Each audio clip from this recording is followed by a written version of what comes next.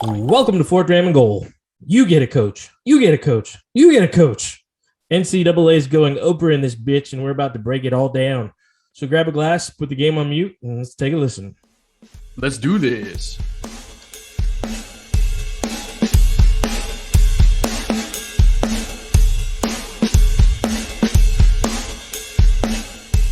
Welcome to Fourth Dram and Goal. We are back, biatches. Football is coming to an end in the college world, but NFL is still rocking and rolling. We're going to talk all of that. We're going to talk head coaching. No more hot seats. They're burnt. Bridges are done, or whatever that saying is. But we'll talk about that too. Dick, have I even said, say what's up? What's up, Drammers? Thanks. No, thanks for including me on this one there, Dick. You're welcome. I'm just so pumped to be back on the mic and dropping bombs on you. Before we do all that, drop the bombs that are the socials, please. All right. So, Drammers, thanks for joining us again this evening. We are coming at you on the eve of the Army-Navy game this weekend. So one thing to always remember is to go Army beat Navy. I think that's the most important thing I could probably say right now. But in addition to that, make sure you're following us on all our social media websites. We have our Instagram and Twitter, as well as a Facebook. That's Fourth Dram and Goal and 4THDRAM. And you can always follow us at the website, fourthdramandgoal.com. We got some great feedback from one of our listeners, made some updates to the site to be a little bit more inclusive of all the great things that we've done, to include our YouTube channel, etc. So really appreciate that. And don't hesitate to shoot us an email, fourthdramandgoal@gmail.com, and give us any feedback. Ask us some questions, and we can either take your feedback onto the show or, say good fuck you and move on with life. So right back to you. Did I say bridges have been built? You said bridges have been, you said seats have been burnt and bridges have been built. Yeah, that sounds right. Okay. That's I meant that because they lost jobs and now new coaches are building. I'm rusty as shit, but I'm excited to be here. So, all right. If your shit looks rusty, you might have a problem. Go to certain schools. Before I get into the whiskey, I'm finishing this Trejo's Cerveza, the Danny Trejo beer. Oh, is that made in Mexico? Funny you say that. Close enough. It's made in Wisconsin, but it does say Nectar of the Mexican Gods on the front. So Mexican craft lager. I've often heard Wisconsin referred to as the Canadian Mexico. So yeah, same. Two different countries. But yeah, so that's good stuff. Anyway. So you also had that other beer that you sent me a picture of. What was that one? That was the Stone Cold Steve Austin one. Dude, you are all about the celebs lately. I mean, you put up the Rock tequila, you're drinking the Danny Trejo, you got the Stone Cold Steve Austin beer. Are you just fangirling out or what? The Stone Cold one I saw on HEB, and I literally went, hell yeah. I said, can I get a hell yeah? Wait, was that Stone Cold that said that? I don't know. Oh, well, I did. Worst celebrity drink. Random question, go. Ooh. I don't know. I'm completely unprepared for that because I do like the Ryan Reynolds gin. I'm not a gin fan, but I did have it, and that was very good. Can you give me best celebrity beverage? So celebrity endorsed, I'd have to say Nick Offerman, Lagavulin.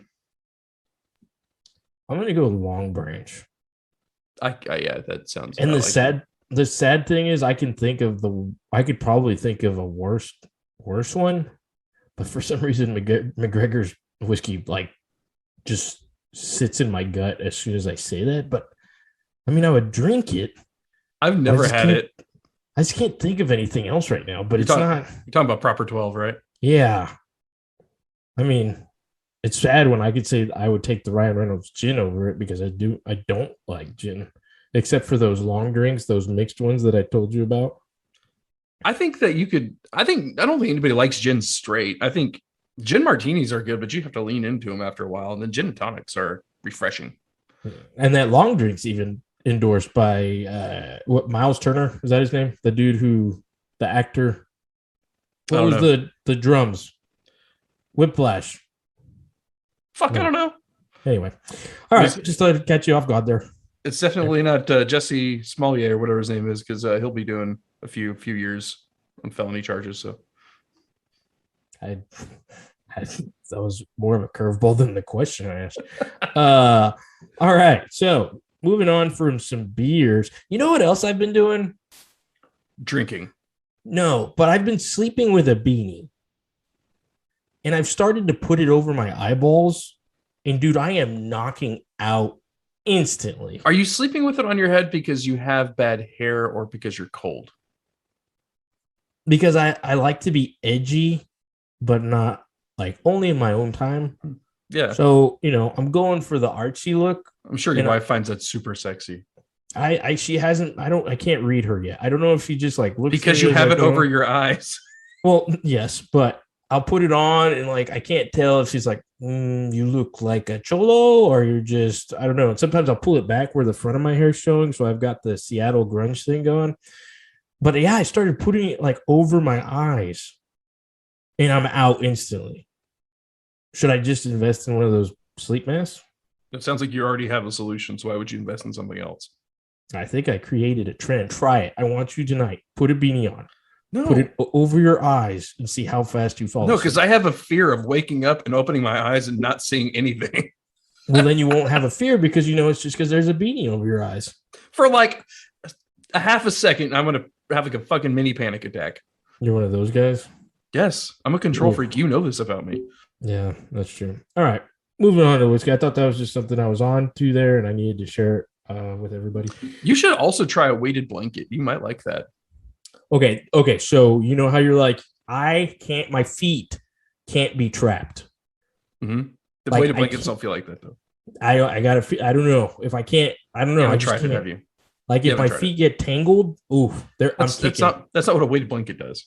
I don't know. It's holding them down. If you have any slight anxiety, sleep with a weighted blanket. And to your same point, that woomy feeling that it gives you, like that push down weighted feeling, it is completely like ingrained in you as a human. Everybody likes to be swaddled, and that's what weighted blankets do. I like to sleep on my stomach and cover my eyes. You just like to be very vulnerable to your attackers. That's what sounds like college all over again. All right, so let's go on to what's in our glass. I found it. She came back to me, and she's back in my life. Baby, come back. You had got it a couple weeks ago. You've drank it, right? Yeah. Oh, yes, I did open it. Yep. Did you find any difference? I didn't do a side-by-side testing. Okay. So I got my hands on the Early Times Bottled and Bond, now the Sazerac product. Little different bottle, more curved top, I guess you would explain it, more wine bottle-y. Yes. I have not listened to my reviews on the original that I did a long time ago. I can show Dick how much is left of it, and that may give him an idea of, it just had to be in the ballpark of the original, and I was going to enjoy it. Yeah. So I'm going to review this one blind. I haven't listened to my previous one on Early Times Bottled and Bond, but still a classic, still around the $20 range, still a favorite.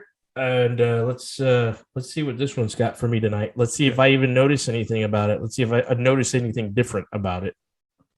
Yeah, I'm really happy they brought it back. I'm happy it's back on the shelves. We'll just see if it's the best of times or if it's the worst of times. And we'll go from there. All right. For me, I am cracking open about halfway through the 1792 Bottled and Bond. This is about $40 to $45 bottle typically. Now, this is a store pick, so it's a little bit more. But of course, being Bottled and Bond, you're going to come in at 100 proof. The mash bill on this is actually undisclosed by 1792. It is marketed as a high rye, and it's believed to be in the 15 to 25% rye range. But if you have more of an accurate mash bill than that, tell me. Send us an email just to let us know that we're wrong.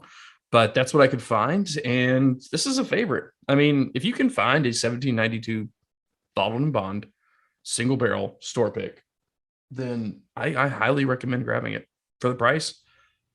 We'll see what my grades are tonight, but I've never gone wrong with a 1792. Yeah, I'm excited to see what you have to say about that 1792, and I'm excited to drink it with you soon. Oh, we're not drinking this. Oh, we're not? No. Okay, But well, on that I'll wait. note, You know what? Let's wait. Let's see. all right. Let's wait. Let's wait to get into that. But Okay. as I pour my early times into my Glen here, let's get into the first dram. Yeah, first dram for sure. It's actually the second dram. We'll get into the headlines. Rusty keeps coming back. All right. All right. So first up, this is going to be a very, very heavy college football episode. I think we kind of headed that out at the beginning of the episode, but we want to hit on a couple random pieces of news that have come up here in the last couple of days, just for, to knock off some of the rust that Kurt's got, and to just get some humor. Has to be humor.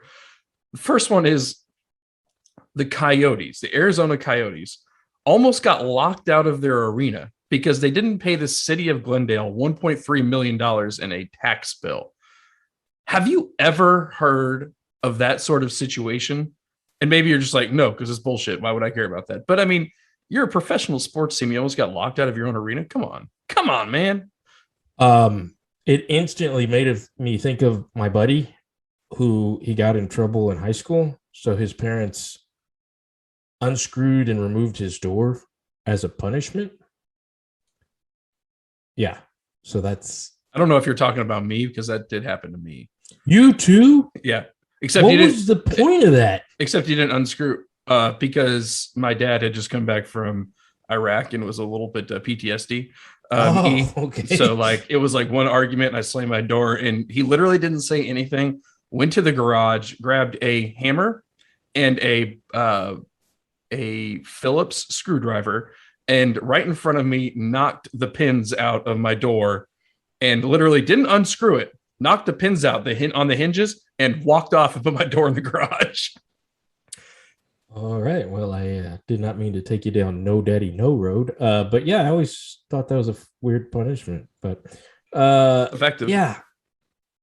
Pay your bills, man. That's one way to get a team to pay up. Hey, you can't play. So effective move by the guy who made that call. Mayor, I don't know, somebody.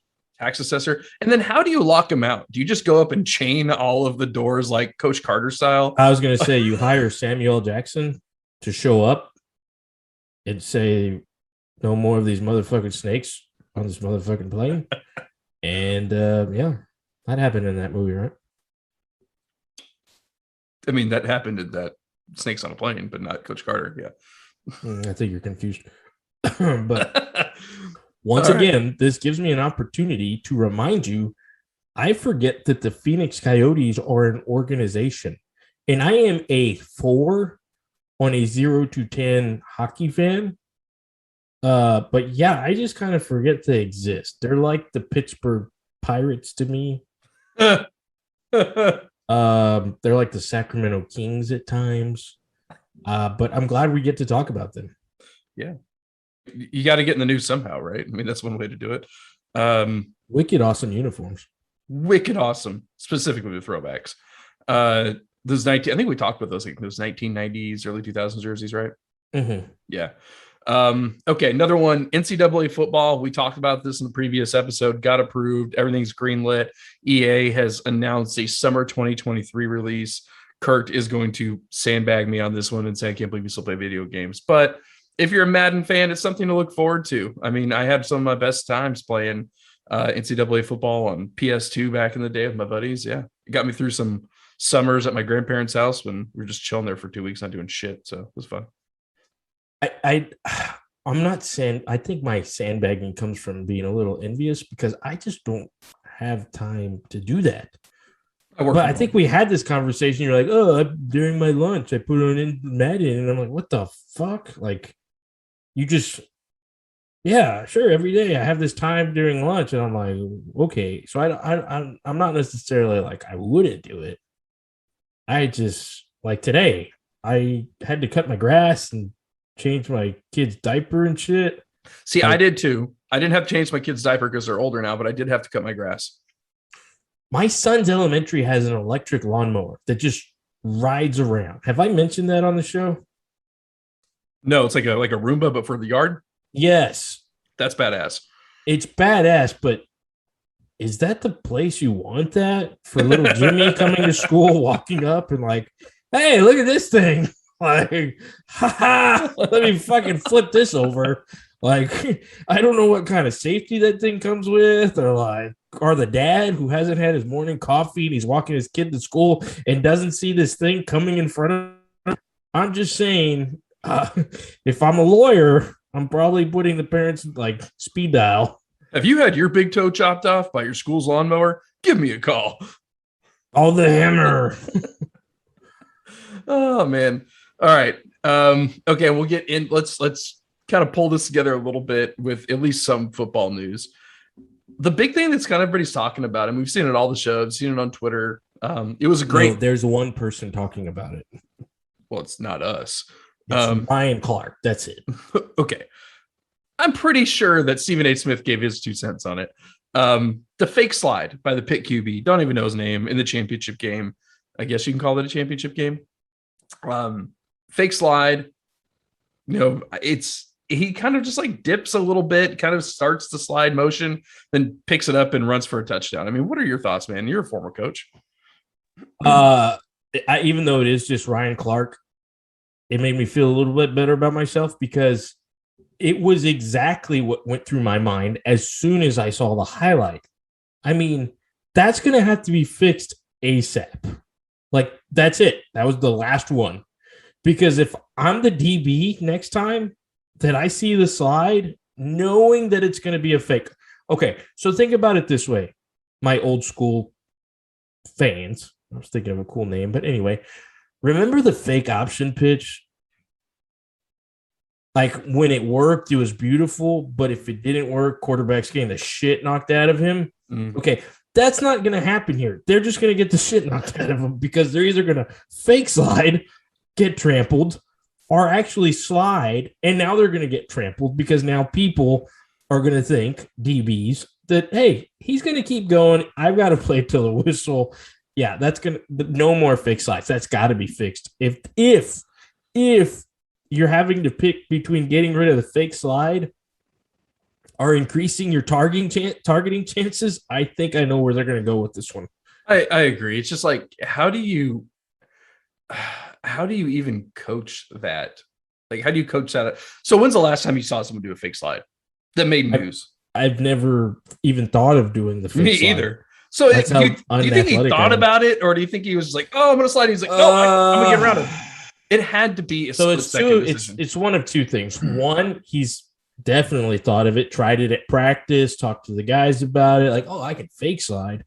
Or two, he was like, I'm going to slide. I'm like, oh, wait, I don't have to. And it just that's what beautiful. I think it was. Yeah. So it was definitely one of those two. Oh, man, Eric Krautz with that fake option pitch. That was a thing of beauty. It was a thing of beauty until you actually pitched it and still got your head knocked off. Yeah. Well, that was the beauty of the option, man. And you needed a quarterback with a pair of balls, Yep. But hey, that's why it's not successful in the NFL. Yeah, because then you got a guy with a bigger pair of balls that's gonna fucking just take your head off. It gets paid a lot less than you do. All right, so we talked about this a little bit. This is episode 38. We actually recorded episode 38 a couple weeks ago, and then obviously holidays. We took some vacation time. Got to spend some time with our families and do some fun stuff around the Thanksgiving timeline. So we've got a couple things here that are actually a little bit older in our topic section, but I still want to make sure we cover it. And one of them is new whiskey releases. There was a Whiskey Advocate article out there that talked about the New Johnny Walker, the High Rye Jack Daniel's Coy Hill, some of these high proofy releases. And when we talked about it originally, I told Kurt, come hell or high water, I'm getting my hands on two things. One was that Early Times Bottled and Bond we both have, and the other one was this Jack Daniel's Coy Hill. And that I was actually able to get my hands on, and I'm super excited for it. I tried one sip of it, but what I'm even more excited about is this weekend, I am jumping in my Pinto, putting all the kids in the back, my wife she's going to sit on the roof, and I'm going to haul my ass all the way to Houston this weekend and hang out with my boy Kurt, and we are going to try some Jack Daniel's Coy Hill, some Jack Daniel's rye, the barrel proof rye that I still have from last year. We're going to try the E.H. Taylor the Colonel E.H. Taylor barrel proof that I was able to get my hands on, and a couple other things that I have sitting in my cabinet that I've been wanting to drink. So I'm super excited. Kurt, I don't know about you, man, but like I'm ready to get a little schwasty this weekend, man. Dude, we are going to start classy and end very shit-facedy. I am so pumped. But now that you're coming in the Pinto in the car, can you do the Christmas vacation thing? Oh, yeah. Joy to the world as you're driving. Yeah. And I'll race. I'll try to race and outrun some 1957 Dodge pickup that tries to kill me and run me off the road. There you go. I'm pumped, dude. And I'm going to throw 3 slabs of ribs up on that bitch on Saturday morning. We're going to be drinking. We're going to be watching the Navy-Army game. I am so pumped for my buddy to come over. And the kids, of course, because it's all about them at the end. But anyway, yeah, we're going to get into it. We're going to have a good time. We're going to do some tasting. Probably won't be capable of doing a recording, so we're going to have to give you some feedback on how it went and, you know, what we discovered with those tastings. But yeah, it's going to be a good time, and I appreciate you coming on over this weekend. And let's get after it, buddy. Let's make sure.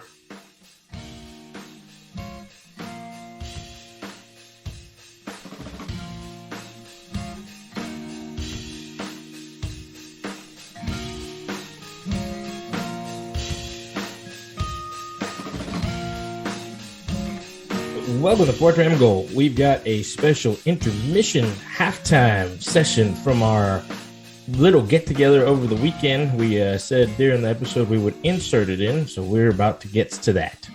Here was a recap. We drank, and we watched one football game, and we drank some more. Go Army. I'm sorry you lost to Navy. That was a heartbreaker. It was a heartbreaker, but it was a great game, classic game. And if you're going to have one all day, that was definitely the one to watch. Dude, I saw something online that it was the number one ranked game or number one watched game that weekend, non-pro. And then overall, when you're talking about like per million viewers, it was the 7th ranked. Do you know what the number one ranked watched game this year was? Out of all of college football? Mm-hmm. It's unfair for me to ask you this. This is just a gut check question. Like, what would you think? Well, I know my gut wants to be like Ohio State, Michigan, or something in that realm. That was it. That was it. Yeah. Well, yeah. Ohio State, Michigan, and then like the number 2 runner-up, I think, was the Bama Georgia game. But it was like the Ohio State Michigan game got like 15.5 million viewers, and the number 2 got like 10 point something. So it beat them by like 5 million viewers. That many people watched that game on Saturday at noon. So, yeah, well, the thing about that game is like it's always that rivalry game that no matter who you root for, you watch that one. And then it's also like I guarantee you there's been years where like the Iron Bowl has had the highest ratings because they've both been good or something. So, but you got to wonder, like, if they would have put that game on at like 6:30 where it had like 20 million viewers, it wouldn't have the same effect. I loved it. Was perfect this year. Big noon. All right. Yeah. Okay. Little fun tidbit for you there. All right. So what we're going to do in this little intermission session, we're going to kind of put this in the middle of our recording. So as you're listening to it, just bear with us. We got together. We had some drinks. It took us a couple days to recover, to be completely fair, I think, for both of us. Stogies. Yeah, those Stogies got us. What did we get? What were those Stogies? Padrones. Yeah, they're like $23 a piece. 1924 series. Delicious, but a rough lot. The next morning. Oh, yeah. Yeah. I'm pretty sure I've tasted that in my mouth for like 2 days. Oh, yeah. So, but we got, I brought a couple bottles and we got those all together and we're kind of do a breakdown for you. So the next episode, I think we're lining up doing our like weekend review, or our year in review, and we'll lay out just a few things, but we wanted to rate these bottles because we had them all in one sipping, had some beer obviously in there, and they're all barrel proof stuff. So it was a wild couple days, but I think we've got a pretty good list here. So I'm just going to lay them out. We've got Jack Daniels. That is the 10-year. We've got the Jack Daniels single barrel proof rye. This was the 2020 edition, that green label you've seen us post on our Instagram. We've got the Jack Daniels single barrel proof. And this is that classic gold label offering, if you will. It's about 130, 133 proof, sometimes as low as like 127. And then we had the Jack Daniels Coy Hill, which I got my hands on. That was right about 140 proof. Then we had the Russell's single barrel private selection, which I think clocked in around like 110. I'll have to go back to the bottle, but I think it's somewhere around there. And then we had the E.H. Taylor Barrel Proof. And that's that green label, hard to find, but there was a special release this year. I was able to get my hands on some. So we actually tried all of those in a weekend. As you can imagine, that probably leads to the 2-day hangover we both had. But Russell's single barrel private selection. Thank you for the correction there. What did I say? I don't think you had mentioned it. Oh, okay. Yeah. So that one too. So Kurt, let's just walk through here. Like, what's your number one out of all of these? You don't want to go 6-1? You want to go 1-6? Oh, I like that. Yeah, let's go 6-1. All right. Right off the bat, 6. This was a Jack Daniel's heavy tasting, obviously, which was an awesome thing. But at number 6, the Jack Daniel's 10 came in for me.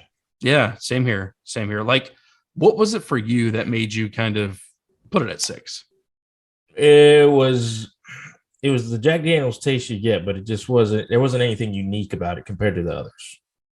Like, to keep it very simple, there wasn't anything unique that made it that much different compared to maybe regular Jack Daniel's even. Well, so that's my question. So that bottle is about a $75 MSRP versus a normal Jack Daniel's was, I think, like 23, something like that. Like, in your opinion, is it that much of a difference? Like, is it worth it?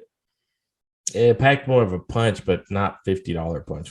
I would completely agree. I feel like we're just going to agree on a lot of this. Probably. As I sit here, I'm drinking again on the 1792 bottled and bond, but you're drinking on a Buffalo Trace eggnog. This is my first Christmas nog of the year. It's good. I haven't done one yet. Good. I'm gonna have to get some lactose-free nog. Hopefully, my wife is listening in the other room. And I wonder if like Jack Daniel's and eggnog is good. I know they have the SoCo pre-made one. Fuck that. Yeah, same here. I got it. Yeah, I got to make it fresh. Number 5. I need a fresh nog. I need a fresh one. Number 5. So for me, that was the Russell single barrel proof, or the Russell single barrel private selection.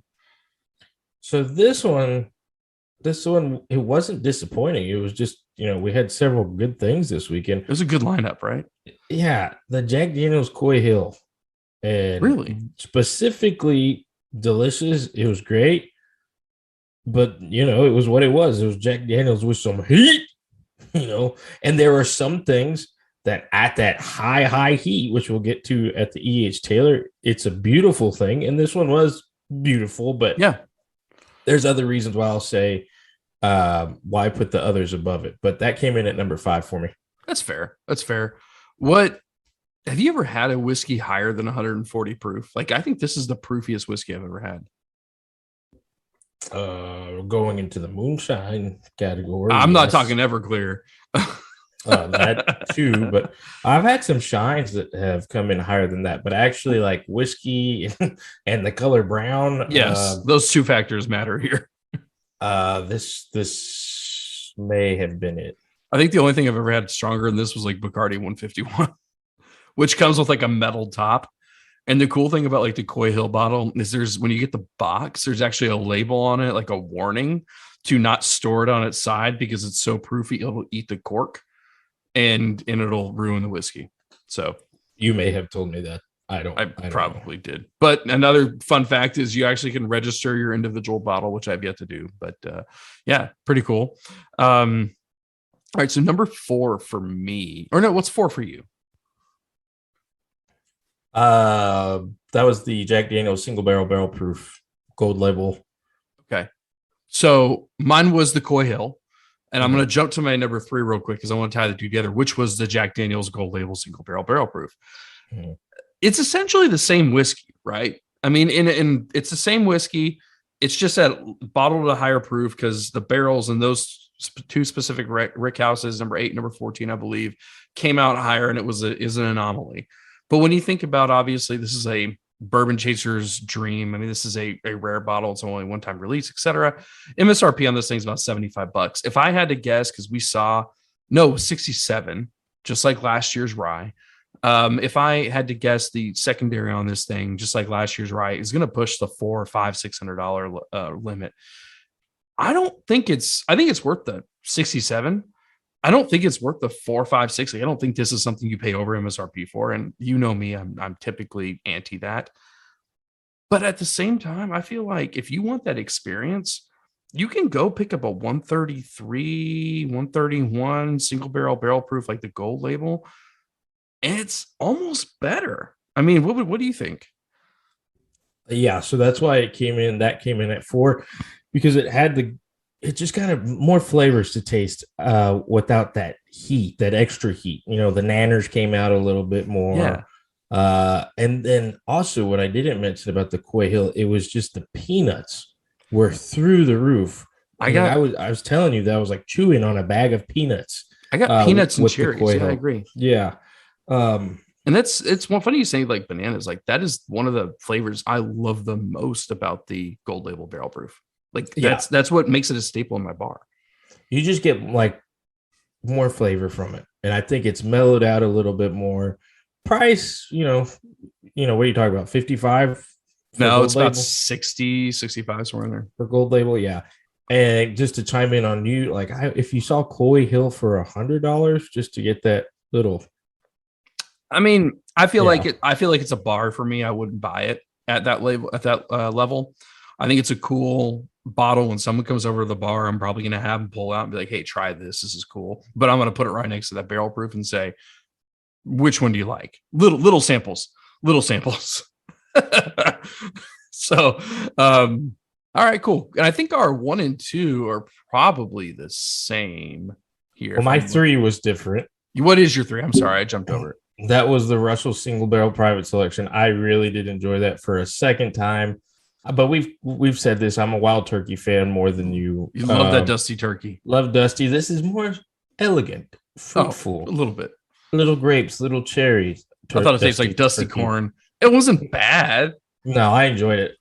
I mean, it's a $50-ish bottle. Makes me like it more. Yeah, I think if I had to really put this against like a Russell's like single barrel, like the 10-year that I'm thinking about, like I almost like those better. Yet they're all single barrels, a little bit different age statement on it, but I don't know. It's definitely worth a try. Especially if you like Dusty Turkey. That was good. 1 and 2 are the same for us, so we'll do 2 first. Jack Daniel's single barrel proof rye. You had finished your bottle last year. I kept mine, but we killed it together, which I loved. Like that'll be a memory that I won't soon forget. What made you put it up at number 2? It was just all the that was the one that we got last year, and even the YouTube community was like, "Hey, this is some good Jack Daniels." Yeah, which it was a regular staple. It was like on top of the list of ryes for the year last year. Yep. And it was everything that we had talked about last year coming back: the dark fruit, the dark cherry, the rye taste, the proof. It was just a great bottle. Yeah, I firmly believe that if they put the Jack Daniel barrel proof is in the regular rotation. If they put that rye in the regular rotation, like those are the 2 Jack Daniels. I'm never buying anything else again. Like those are the 2. That by far out of the Jack Daniels that we tried is the most complex favorite palate. Like just delicious. Could not agree more. What I almost want to ask you to like do a side-by-side note comparison of like your bottle and my bottle, but it's too far between. Let me ask you this. If you go to the store tomorrow and they had the gold label and the rye, the green label next to each other readily available, which one are you grabbing? Like, I know you're more of a rye guy, but are like, what does that look like to you? I'm grabbing the rye. You're grabbing the rye? Yeah. Grabbing the rye. I could see that. I don't know. It's a toss up for me, man. It depends the mood. Depends the mood I'm in. We don't have enough barrel proof ryes. Like, can we just make that a thing in the whiskey world? More barrel proof ryes.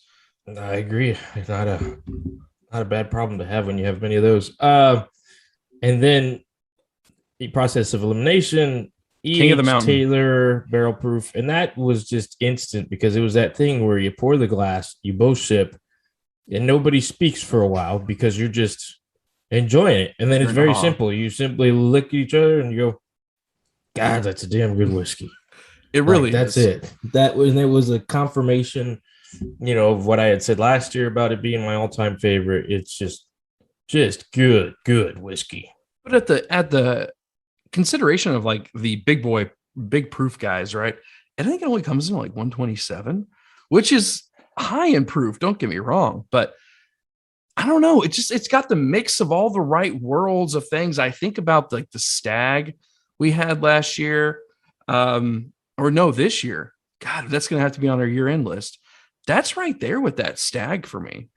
Yeah. And then we joked because I sent it to a buddy in a picture, and then he wrote back, God, I do not want to know what you had to do to get that bottle. Like, that's how impressed he was that we had it. And it was delicious. Indeed it was. So there's your breakdown, the big whiskey weekend, if you will. We had a lot of beers in the middle of that. I brought a shit ton of dark beers. It felt like we had some Russian Imperial stouts.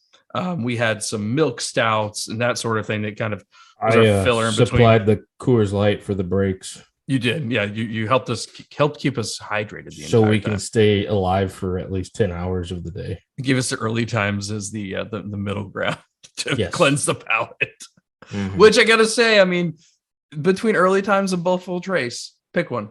I mean, you have both bottles at the house right now. You've been sipping on each one of them. It's got to be Trace. It's at the end of the day, it's Trace. It does, yeah. Just because that's Old Faithful. Early times is new girl that came in recently, and I do enjoy. But yeah, she's the new money, the young hotness. But Buffalo's been your ride or die for a while. I agree. Mm-hmm.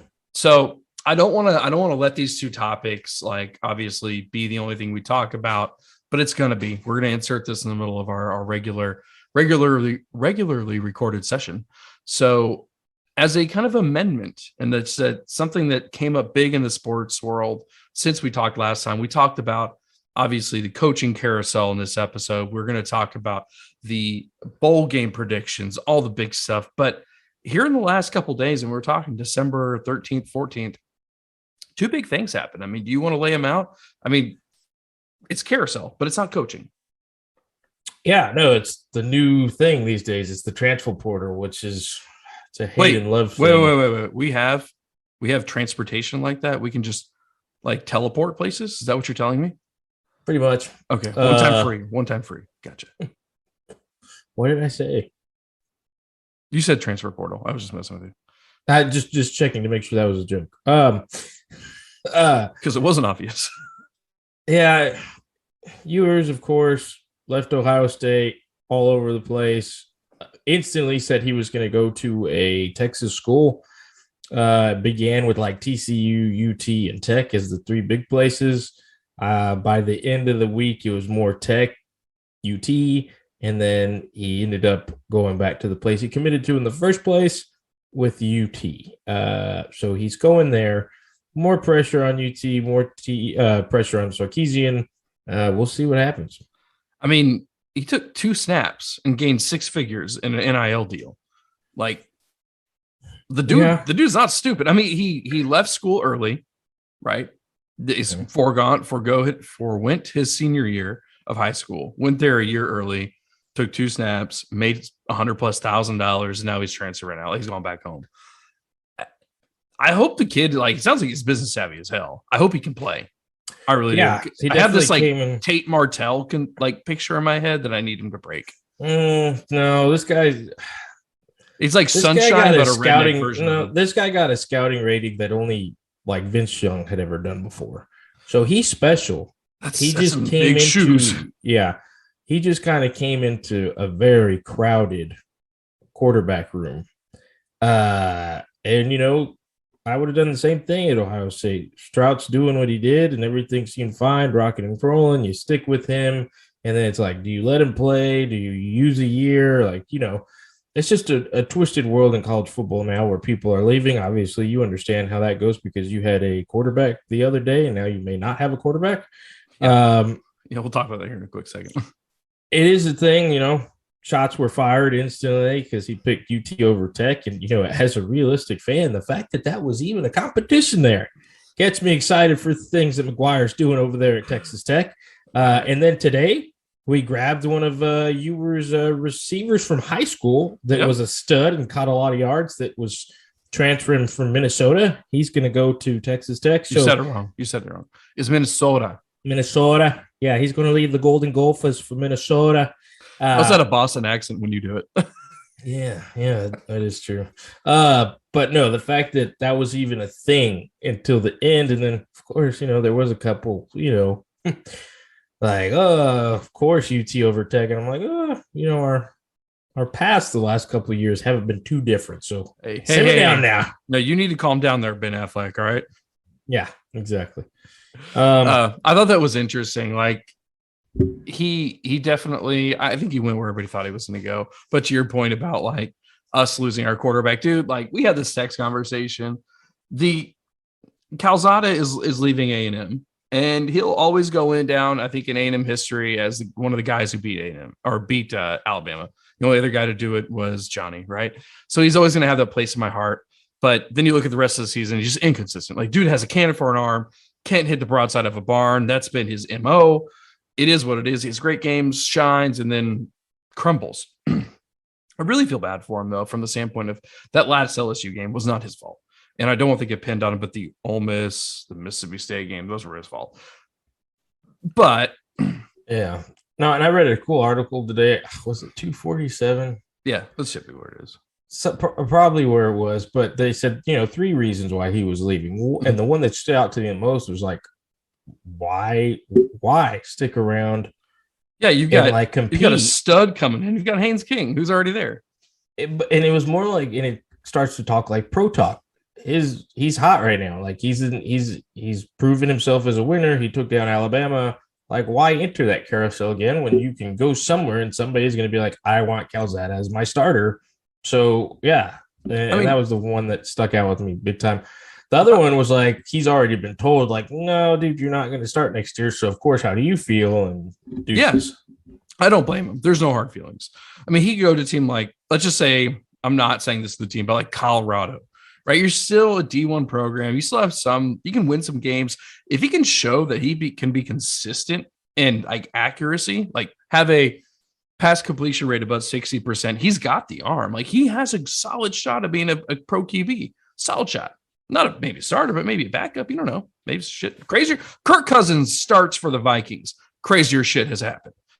I saw Kirk Cousins play in a bowl game. He's been very mediocre for his entire career, but he's made a lot of money out of it. So, hey, you know what? You don't have to be good. You got to be lucky, right? The other one, go ahead. Speaking of guys who we didn't know if he'd get another starting job, but now he's going to go to the SEC. No. He went to USC. No, the SEC. No, he went to USC. The FCC won't let me be because okay. You're talking about the other USC. Spencer Rattler dropped the tweet yesterday. He's going to USC, the University of South Carolina. He's going to be a Gamecock. Let the Cocks run for him, dude. I went round and round on this because I didn't get it.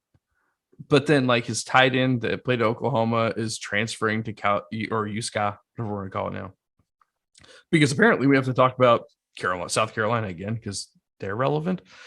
I don't know, man. Like, he played okay. He could have gone to pretty much any other program a tier above South Carolina. You're talking about the third best SEC team. Does he think he's going to take him to the promised land? Like, he's not Russell Wilson going from NC State to fucking Minnesota or Wisconsin in their heyday. Yeah, no, and it was also Shane Beamer being the head coach over there because he has his Oklahoma ties. He was a coach there a couple of years ago, I guess. Wait, is Shane Beamer Beamer ball? Shane Beamer? I believe so. His son? Let me get the producers. Producers, could you check on that? And as they type in, and I'm absolutely sure it is, I just don't know why I'm second guessing myself. Maybe it's being on a podcast. Sure but he is the son of Virginia Tech football coach Frank Beamer, according to Wikipedia. But yeah, he was since I'm right here and have the facts in front of me, he was the Oklahoma assistant head coach, tight ends coach from 2018 to 2020. So, okay. Yeah. So he recruited him. He pulled him. Yeah. That makes more sense now. I didn't realize that. You're going to the SEC. South Carolina's kind of been in a quarterback carousel for the last couple of years. They had that student graduate. Oh, dude, that was that like guy like 31 years old. Grad assistant who came out and was the quarterback. So I think if he's looking for less drama in the QB room, that made the place I don't to know, be. man. I don't know. Wouldn't it be hilarious though if he got benched for a 32-year-old quarterback? Yeah. Well, depends what attitude he brings in, But that's the Tate Martell. Like that is. I've always said this about Spencer Rattler. I really think if you think back to QB1 and that Netflix show, him and Tate Martell were very similar, cocky assholes, top of their game, thought they're going to walk into college and rock shit up. Didn't happen for Tate. Obviously hasn't happened for Spencer, regardless of all the NIL deals he got. I mean, he got a free truck for a year, right? I don't know what kind of cash incentives he had. But I have to ask myself, like, it makes sense in the Miami fact that was a better situation that you used. Was that an option? No, that's where Tate Martell went. Oh, well, and he couldn't make it work out. For Spencer, I think it was like maybe UCLA, maybe USC, Arizona State. So no, he was never going to USC. Lincoln Riley was not going to be like, I want that guy with everything that had happened. But maybe the only cool part was that the UCLA he'd face Lincoln Riley, but I mean, yeah, he ended up at USC. I guess that's fine. Well, you are going to get your Lincoln Riley Chip Kelly matchup next year, so that'll be interesting. Yep, because he's not going to Oregon. That happened over the weekend while we were hanging out, and I just so happened to not even notice that. Your DC got taken. That happened too at Duke, but oh yeah, I will regret that next year for sure. I'm really curious to see who we pick up because I feel like it's a pretty solid DC job that you're going to want. I just wonder if we poach or we hire in, but we'll talk about that later, I'm sure. Nice. All right. Well, I think that probably wraps up our little special segment, and we'll get back to our regularly scheduled programming. What do you think? Yeah, stay tuned. Listen up for our speech, and my quote's fantastic, so you're going to want to hear that. Whoop, whoop, whoop.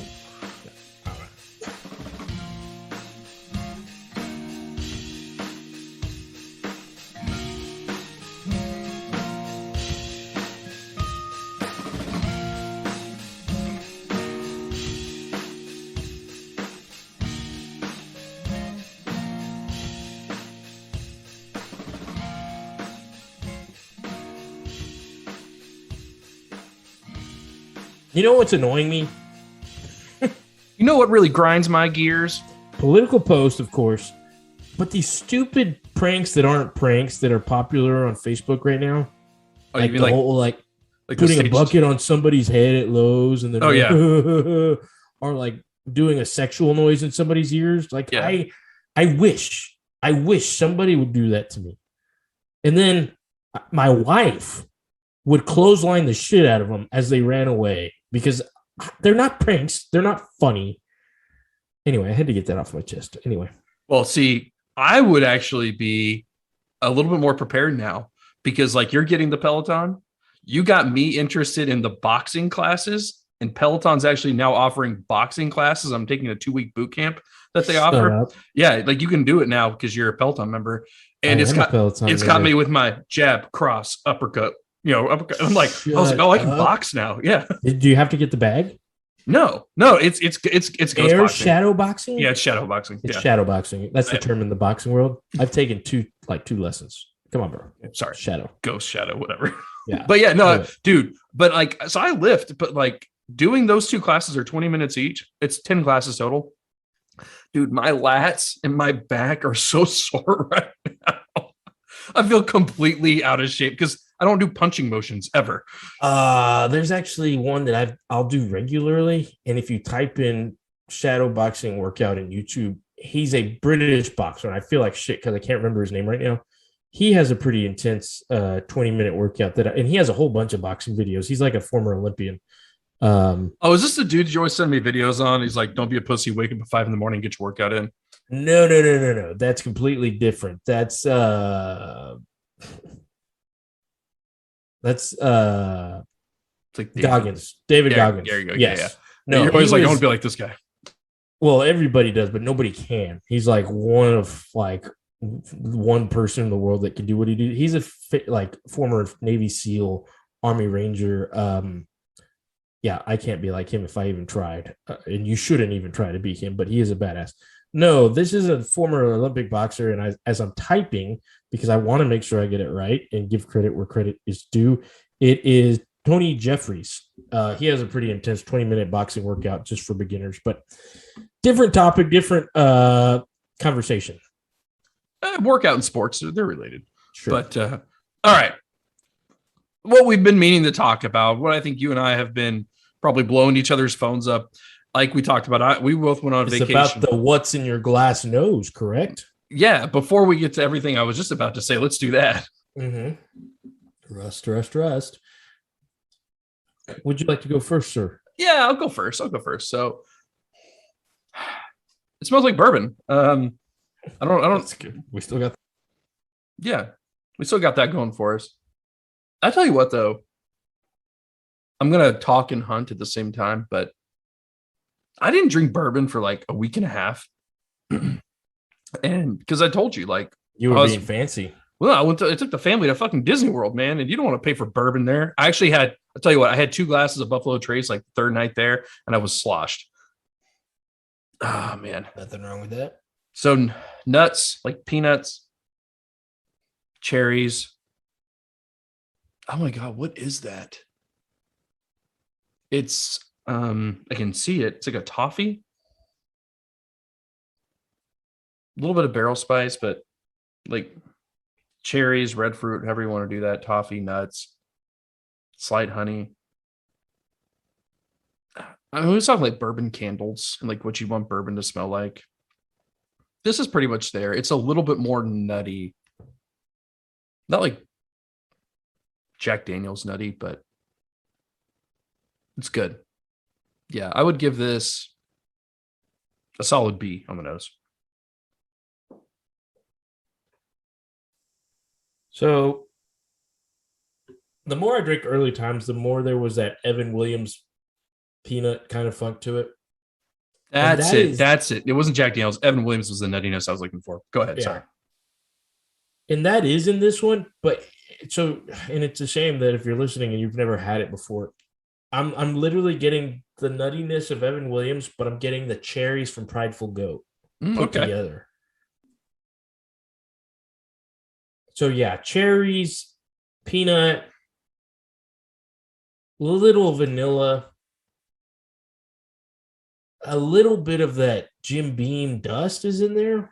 Little bit. Dusty turkey. But that little hint of the Prideful Goat cherry, oh man. I love it. I'm not gonna lie. I'm going solid A-. A-. Grade wise, that still amazes me for $20.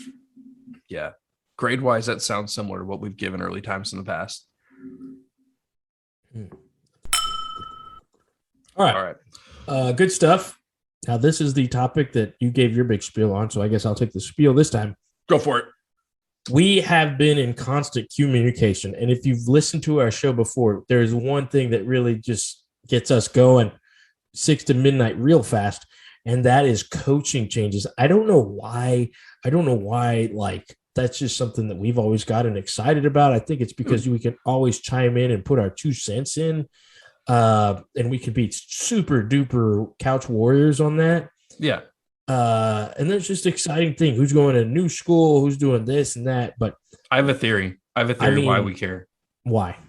It's because it's like The Bachelor, but for like coaching football. That is awesome. You think we live vicariously like through this? Oh, of course. Why not? I wish I was getting hired. Yeah. Okay. I wish no. I wish I was getting fired and being paid $17 million. That's really where I'm at with that. Yes. So, like, for me, this is like what's been going on. I am like the guy from Scary Movie that it just explodes because that's how excited I am about all this. Like, this has been a coach's change dream with all the stuff that's gone down the last week in college football.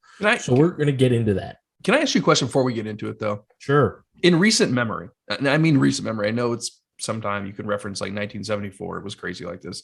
Has it ever been this crazy? Because we haven't even layered in like school realignments this year.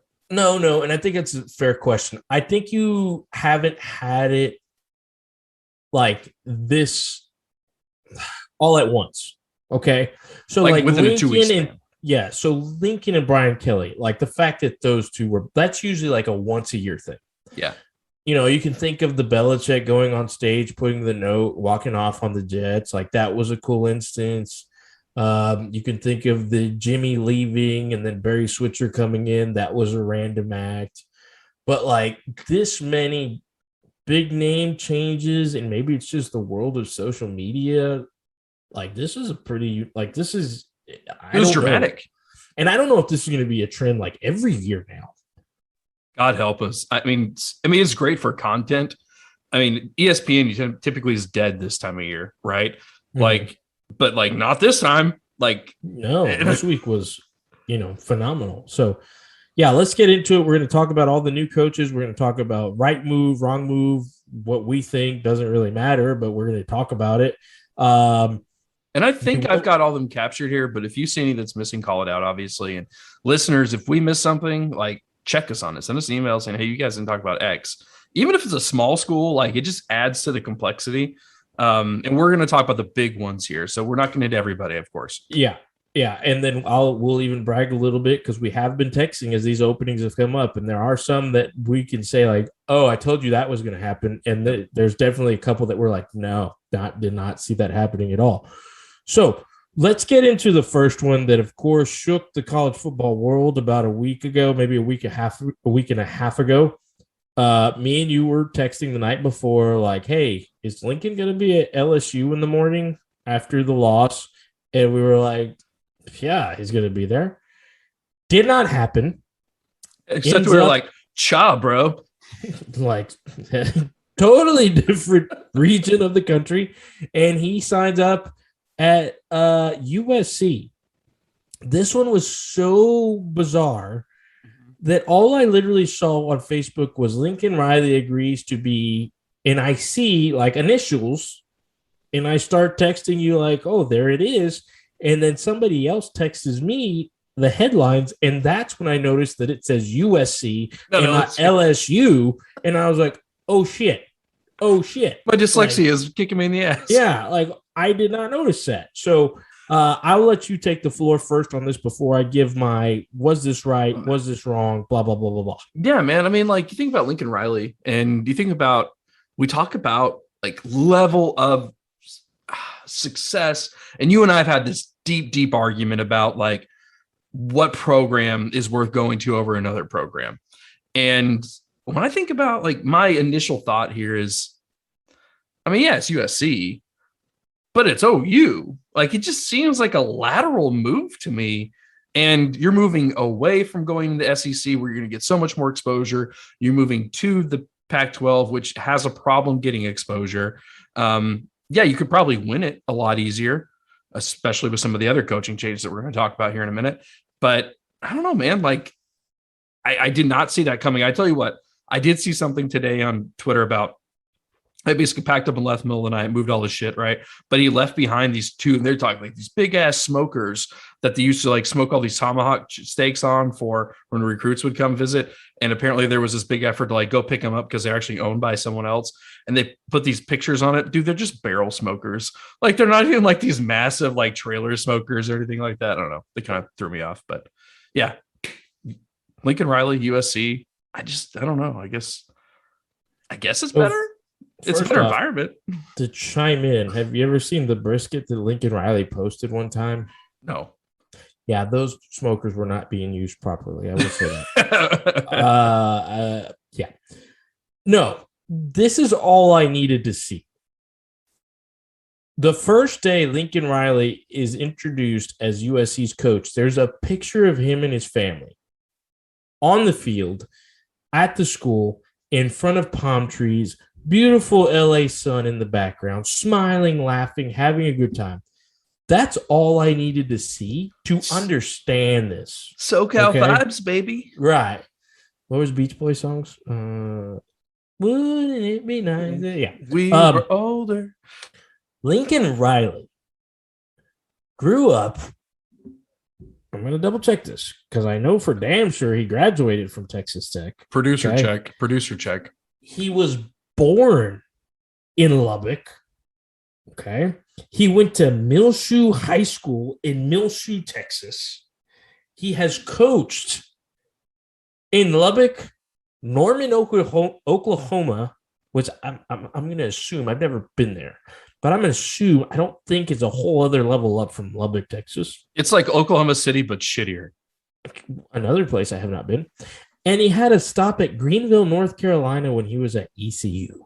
Okay. Hey, man, those Pirates, bro. Right. You're going to throw a bunch of money for me to take me and my family to Los Angeles, California, and I can afford to live there? And all those boosters are going to give me free shit? That's all I needed to see. Like, I get it, Lincoln. I get it, dog. Don't even have to explain yourself. You just had to put the pictures in front of the palm trees, which who knows if you've ever even seen one. Like, yeah. All right, yeah, there's the history. And there's the rumbling and mumbling about was it that moved to the SEC, which for me, that's an okay reason. Why not just kick ass in the Pac-12? But yeah, come on, man. I lived in Lubbock. I love Lubbock. And even I would move to Los Angeles if somebody gave me millions of dollars. Like, it's not rocket science. So my question to you is how long till there's a social media buzz or post with him smoking one with Snoop?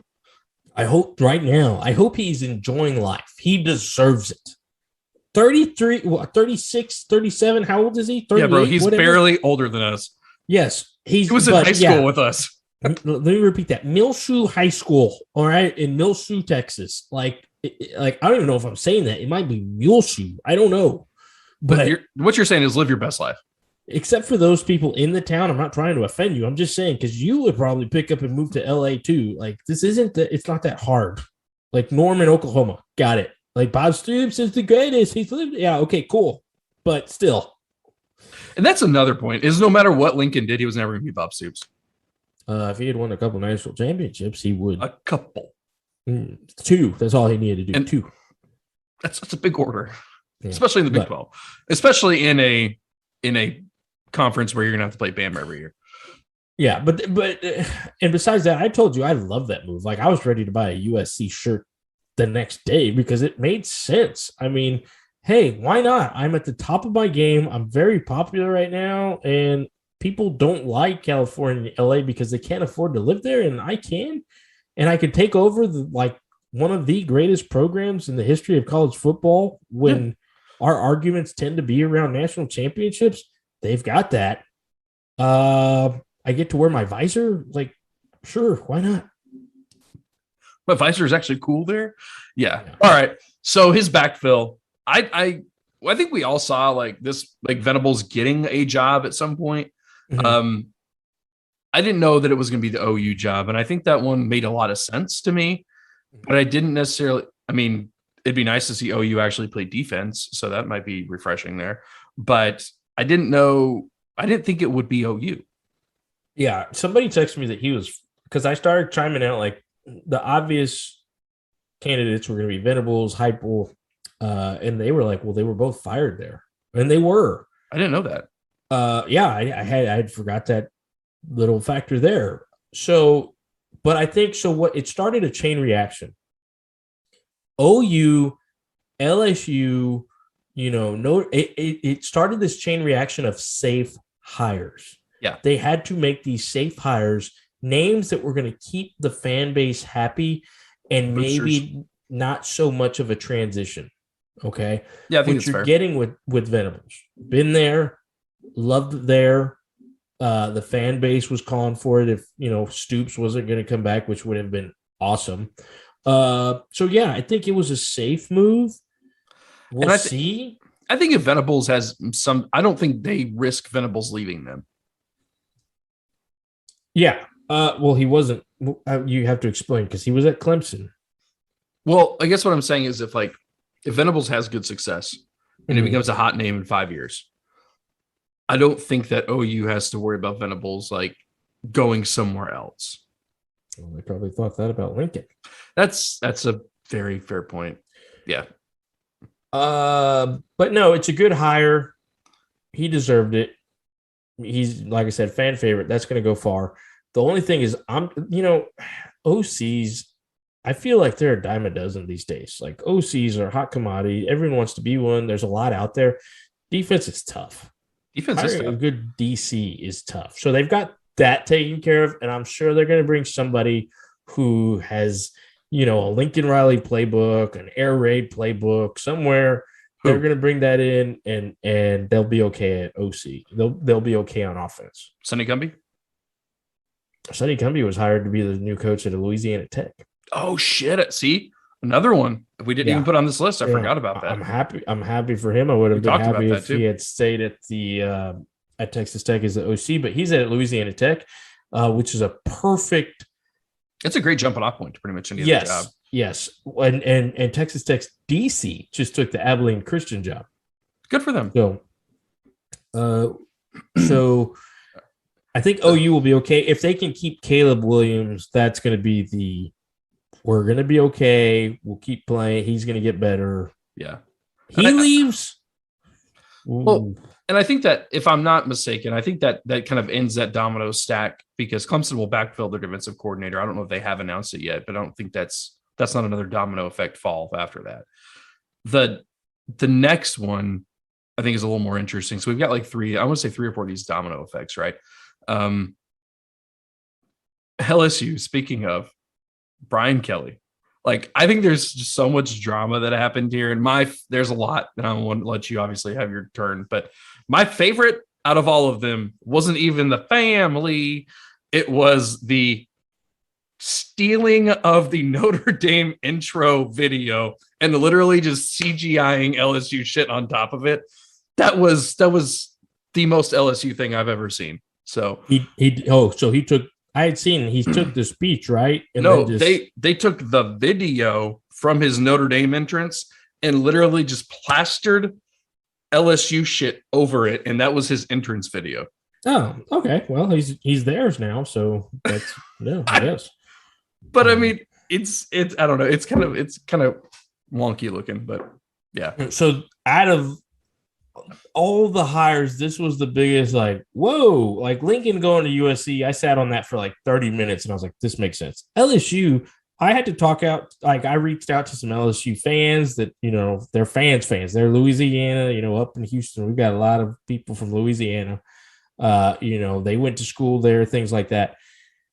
And they had the same reaction, like, we're okay. Like, yeah. Because this is fine. They had to get a big name. Like, they had to get a big name. That was the only thing. Like, let's be honest here. Mm-hmm. Brian Kelly is their third, like, backup plan. Yeah. It was Lincoln, Jimbo. I think it was Jimbo Lincoln. Okay. So of course you would say that, but the reason I say that, and I wouldn't have, I didn't want to argue with you. I think you're right too. But I read that there was a conversation that was had between Woodard, whatever his name is, and Jimbo, and he essentially unofficially offered him $13 million a year. And Jimbo said, that got released today. That was yesterday. Yeah, that they were going to offer Jimbo some big, but it was never official. Yeah.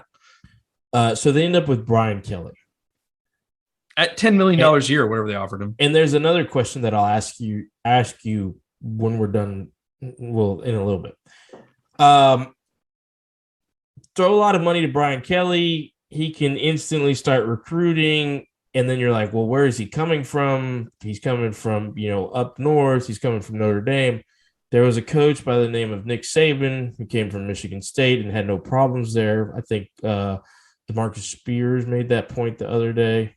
Yeah, but you're putting Nick Saban and Brian Kelly on the same level. No, I'm not. I'm just saying because the thing that threw me off until I heard him say, was the recruiting issue. But he's right. He's got a point. He's going to recruit whoever he wants to LSU. But he couldn't retain the recruits. Right. And there's already been some big names that have hit the transfer portal over there. Well, just decommitted. Like yes. A&M's picked up like two guys. Yes. Off of the OU and the LSU switch. But he's a big name, and they had to get a big name. And I think the fan base is like the two people I've talked to. I think they're like, okay. Like, they're not mad. They know he's had success. He's taken Notre Dame as far as he probably could. Somebody said that as well. So who do you see Jimbo winning a national championship at A&M before Brian Kelly could put a national championship team together at LSU? Yes. Really? And I say this because I think Jimbo's a better recruiter. He has more ties. He's got more of the historical, I would say, roots built throughout the South where he's going to try to recruit. I just don't see this is me probably being pessimistic, but you're asking my opinion. You do know Jimbo has the same record as Kevin Sumlin up to right now, right? Sorry, I just had to throw that. I had to fit that in there somewhere. Okay. But I take that back. They're different because Kevin Sumlin had more wins versus ranked teams than Jim. But okay, anyway, continue. Sorry. Point of it is, I just don't find Kevin Sumlin should have been the head coach at LSU. I'm sorry. Kevin Sumlin's not even head coach right now. Yeah, I know. But yeah. Point of it is, I just don't find Brian Kelly to be honest. I don't find him to be like someone you can put trust in. I just don't. Why is that? There's something slimy about him, frankly, that I don't really like. Because he stabbed Cincy in the back. He told Notre Dame, "I'm going to take you to the championship." No. He did you asked my opinion. Stab Cincy. He took the job that everybody except for apparently Luke Fickell, which we haven't found out the details. And we'll get to Marcus Freeman in a second. But you're going to tell me that he stabbed them in the back because he took the Notre Dame job over Cincinnati? Yeah, that's my stance. I'm also going to say that, in his intro that LSU stole, he said, "I'm going to take you to a championship," all this bullshit. False promises. It's very political for me, but there's political. The last three coaches have. And I don't see, this is what I see about the great thing about Edo, the great thing about Saban. It took him time to obviously build that there. The great thing about the Mad Hatter is they were Louisiana. They made themselves that. And with Brian Kelly coming in, Nick Saban came from Michigan I understand that, and it took him time, but he became the South. That's Brian Kelly's already talking with a Southern accent. That's my point. Did you ever hear of any bullshit like that? My family and I are so excited. He is a family man from the great state of Massachusetts. What the fuck ever. He is a New Englander trying to pass off as a Southerner, and it is so disingenuous that I hope the people of LSU have an IQ level high enough to see through it. Oh, you just went Tom Segura on everybody. Okay. Like I said, I don't know. I'm there. I get it. He's Brian Kelly. He's taking Notre Dame. But I've always fucking hated Brian Kelly. Yeah. Okay. So then there you go. But I hate both Kellys, Brian and Chip. Period. His will be the hard. I think I have no issue. Lincoln Riley's going to make USC good again. I think he will. He's already got all the recruits to flip. He's made it, we've talked more about USC in the last week and a half than we have in the last 5 years. This one at LSU is going to be interesting. I don't know. I mean, if he goes out there and he wins and he becomes the man he's talking about becoming, he's going to be fine. And at the end of the day, go Tigers. So, I mean, we'll see. I feel like you went from Edo, who literally is Louisiana, to Bill Belichick's wannabe. That is, he does look like Bill Belichick's wannabe.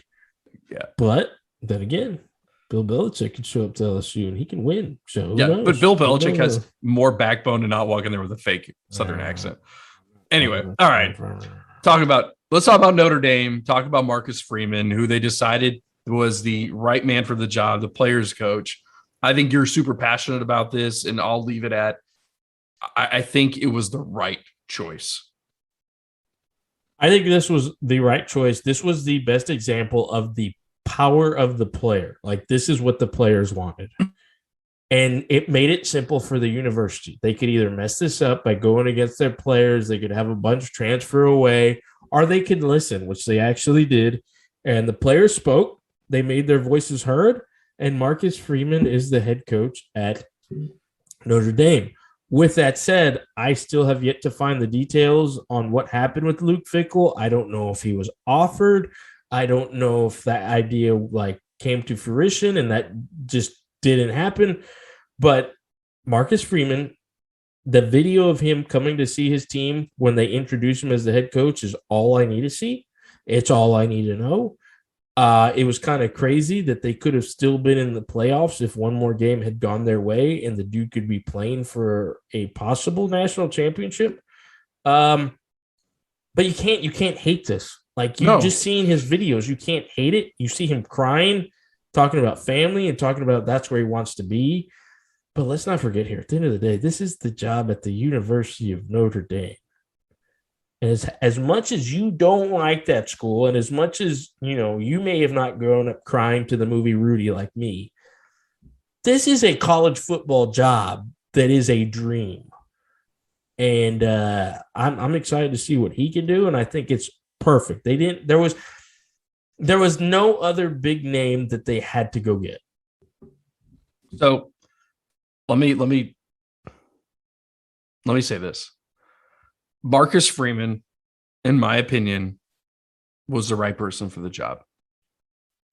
What Brian Kelly did to Notre Dame for me to really not just, I didn't want to see them lose when I watched them play. I actively watched every box score to make sure that they were losing.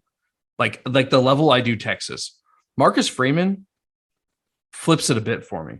I don't want to see them win a national championship, but I want to see him be successful, if that makes sense. I'm probably going to actively root for the other team in the big games I give a shit about. Does that make sense? I mean, I think I'm coming a little farther. I think it also says something about how much I hate Brian Kelly and his 2-minute, I'm peacing out of here, bitches, no questions asked, and walk out the locker room. So you don't think the rip the Band-Aid off effect was in that case? No, I don't know. I think if you really respected those men, and then you would have let them ask questions and why, and understand why you're leaving them for somewhere else. I mean, you went into these guys' houses and told their moms, okay, I'm going to be their dad. I do appreciate that. But then does any answer he feeds them, is it not bullshit? No. Well, if it's Brian Kelly, hey, I want to go to LSU, win a national championship, and do the one thing I need to do for my coaching career to put it all together. Yeah, I mean, if that's the honest answer, then yeah, I can respect that. I can respect honesty. To your point, do I expect Brian Kelly to be honest? No. But if he would have sat there and be honest, be like, look, they're giving me a bunch of money that I can't say no to, and if they've got a better recruiting trail, and frankly, they have a better history and more established program that's going to allow me to do what I want to do, professionally. Okay, I don't like the answer, but it's the truth. But Brian Kelly's a snake, so fuck him. I'm looking at the list. Let's hit the TCU one because that one was a little bit. The next one you have on the list is more fresh. That was like 2 days ago. Yeah. TCU hired Sonny Dykes. Thoughts? I don't hate it. I like it. I don't think he's going to win the national championship. No, and this could be the whole it's a step down from Patterson, in my opinion. Oh, well, yeah, the Patterson getting fired is a bigger question than hiring Sonny Dykes. At this point, is it a lateral move? For Dykes? Yeah. Maybe. I mean, TCU's got more recent success, I could you say. They've got more prowess. They've got a bigger budget. And that may be it. I don't know. Maybe it's if anything, maybe the Big 12, but then is SMU not part of that group that's going to the Big 12? It's BYU, Central Florida, Cincinnati, and Houston. So there's your answer. Yeah, so maybe it's like, hey, I'm going to so that's okay. I think he can definitely put a team together that's going to compete, just like TCU always have. But yeah, we'll see. I don't know. I know that one's kind of like his name was mentioned because he has the Tech background when Tech was opening, which what McGuire's doing on the recruiting trail is a whole other excitement. He's doing some things, and I'm excited.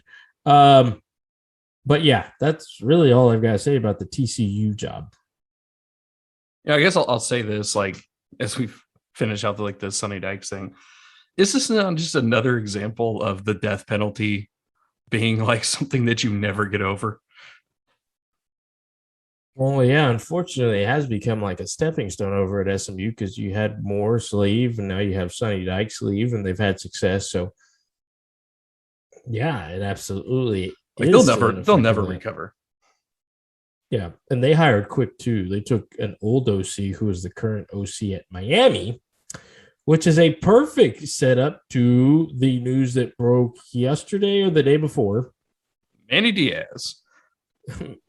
Manny Diaz was fired for basically having the same success that Miami's had the last 20 years. For having Miami full success. And they hired Mario Cristobal over from Oregon.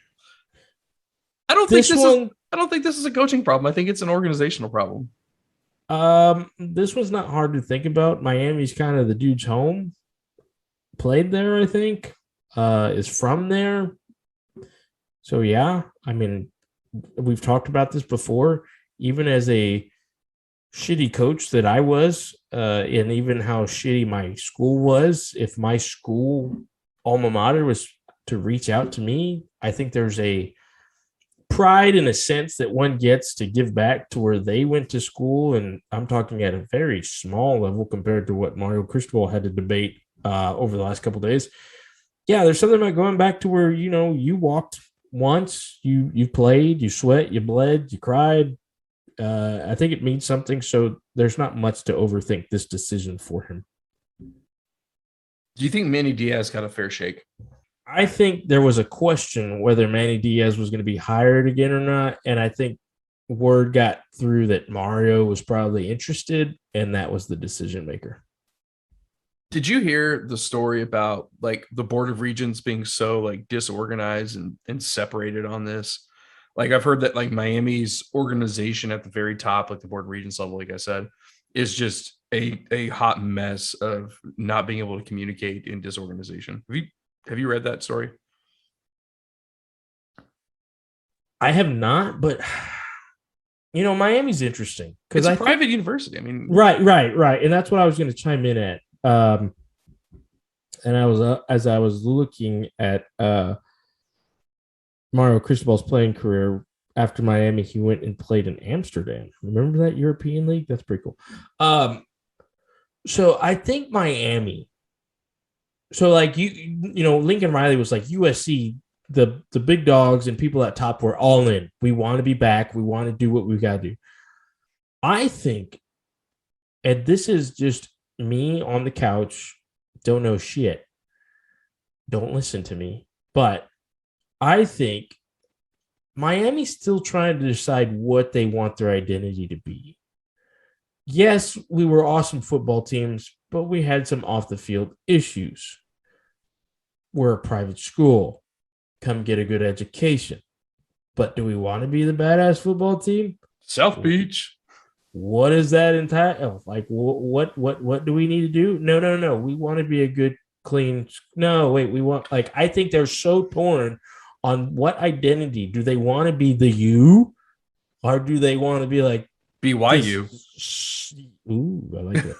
Do they want to be this softer version of the U? And I just don't. I think people at the top don't even know what they want to be. So that does make sense to me.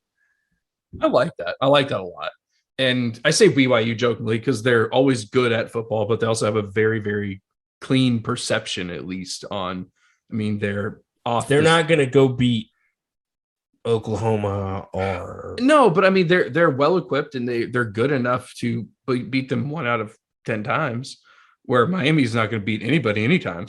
They're going to be ranked in the top 10 and then fall on their face. And did they make a bowl game this year? No, right? Who? Miami. No, right? I think they did. I thought they were bowl eligible. No, I don't know. But I'll say this, like, sorry, I just saw this commercial. I guess they're doing like a John Madden like show, all Madden documentary. Yeah.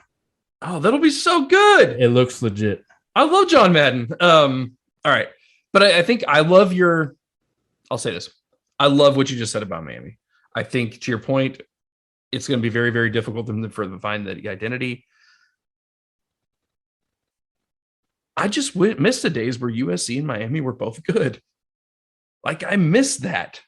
And maybe we'll get. I know. Times. Nebraska is the one that I always throw in there too. Nebraska. I hated Nebraska. Fuck Nebraska. Fuck Notre Dame. I hated Eric Crouch.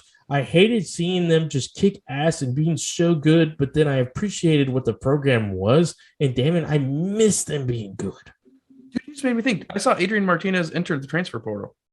Adrian Martinez did enter the transfer portal. The hot names right now are Kansas State, which he's taken a visit to, and he is possibly going to go visit Cal, which was the team he had committed to after high school, but did not go there. That guy can run the option. That guy can do a lot of things. He's a dude. How is he still eligible? Isn't he like 27 years old? He does seem like he's been there forever. I believe he got hurt last year. Yeah. But I think when they started implementing that 4-game rule a couple years ago. And he was like Frost's his big kind of like recruit. He was his big first guy. All right. So we talked about Oregon. They're still just real quick. Miami is playing Washington State in the Tony the Tiger Sun Bowl. I can't believe I can't believe that was a sentence. Yeah. Interesting. Okay. Oregon is TBD on their backfill. I did read an article that said that they're actually requesting to interview Chip Kelly. How crazy would it be for the circle of life to actually come to fruition? So, as much as me and you talk about coaching jobs, I still have group texts with actual Texas high school coaches, and it gets intense.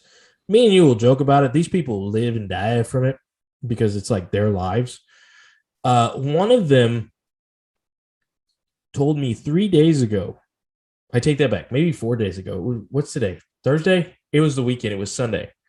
He texted us saying, word on the street is Diaz is out. Cristobal's going to Miami, and Chip to Oregon is a done deal. Fast forward a couple days, Miami Diaz is out, Cristobal's in, Chip's getting interviewed. Very interesting. But Greg McElroy brought up a very good point that I was actually smart enough to think about today. This is not Oregon's Chip Kelly. Oh. This is UCLA's Chip Kelly. This is, I'm going to run the ball, Chip Kelly. Not, hey, let's get up to the line, snap the ball before you're looking at your defensive coach and figure out, like, this isn't the same. You can't do that anymore. Right. Well, I mean, you can, but that's just not what he does. Not without substitute. Yeah, exactly. He had to change the way he played. I mean, do you think the pros changed him? Sorry, not to cut you off. No, I think like a lot of things, I think they caught up to him. I think defensive coordinators caught up to him. I think people figured out how to stop him. And he's still a very successful coach. But, you know, like every big thing, unfortunately, Kaepernick, what happened to him? Defenses put a guy on him, and he wasn't as successful. Yeah. You know, like you said, the substitution thing.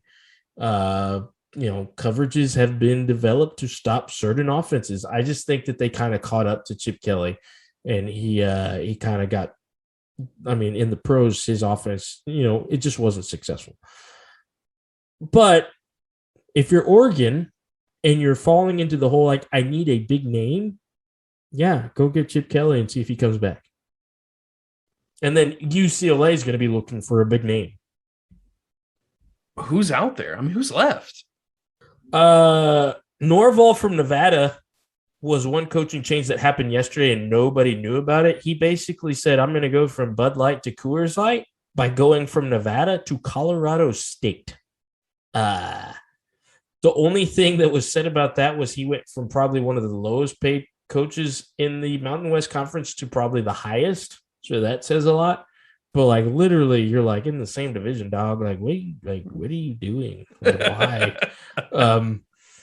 But they all know how to play you. Like, did you even know that one happened? You wonder if he knew they were in the same conference. Yeah. But no, I mean, big names out there. Manny Diaz, I heard he's available. Manny Diaz is available. Graham Harrell is still being looked at. Dan Mullen? Dan Mullen needs a job. Hey, there you go. Give him And a job. UCLA does the like, hey, who was the last big name to be fired? Jim Mora, let's take him. Chip Kelly, let's take him.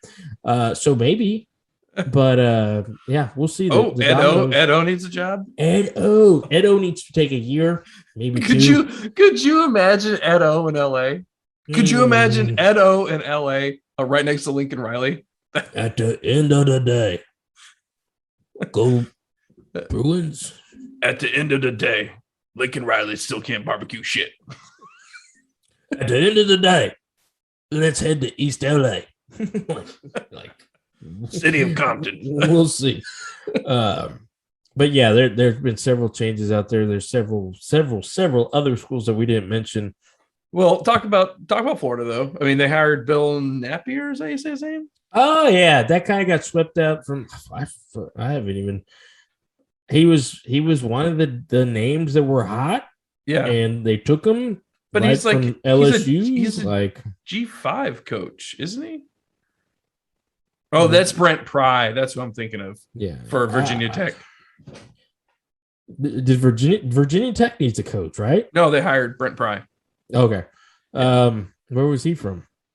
One of I looked it up earlier. It was some small G5 school, like I don't know, university. I think it was South Central Louisiana State University. Okay. The water boy. I love that you know that. So yeah, I have a question for you. If you're good with just the coaching carousel at this point, because we haven't even talked about bowl games. I did read another article on. It's all great. All these coaches are getting these massive contracts. They're being fired. They're getting these massive buyouts. But the plight of the assistant coach this year, if you're an assistant coach and your coach is either possibly going somewhere or possibly getting fired, is this like an exciting time for you as well? Or is this like the most stressful situation? I want your perspective as an ex-coach. Well, I think this is, not just the coaching world, but, any job, it pays to know, like, it's all about who you know. So, yeah, these guys are getting to tag along for the ride. So a lot of these coaches are in a really good position because their name is hot because they've done so good that their head coach got offered another job. So that usually means that somebody wants you to get a piece of the cake. Or you're getting to tag along like Lincoln Riley's dude. They're jumping in the jet too. They're going to Los Angeles from Norman, Oklahoma. They're enjoying the life. There's other things to it. When it gets down to it, like is the head coach calling the plays? So maybe your name's not as big because people know that. Of course, how well was the defense compared to the offense and things like that. But no, it's just the typical, like that's the life. It's a carousel. You strike when the iron's hot if you're an assistant coach and your name gets out there, or you just kind of go along for the ride and you decide to pick up and move. Or you do certain things like, Marcus Freeman, who his name was hot, so he's the Notre Dame guy, but he gets to stick to where he's been at, where he loves to be, and it's turned out really well for him. What if you're that coach though? Like you hear all these coaching rumors, your coach might go somewhere 2 to 3 days. You haven't gotten a text message on the group thread, and you look and you're like, "Oh, I got removed from the group thread." How shitty do you feel? That happens.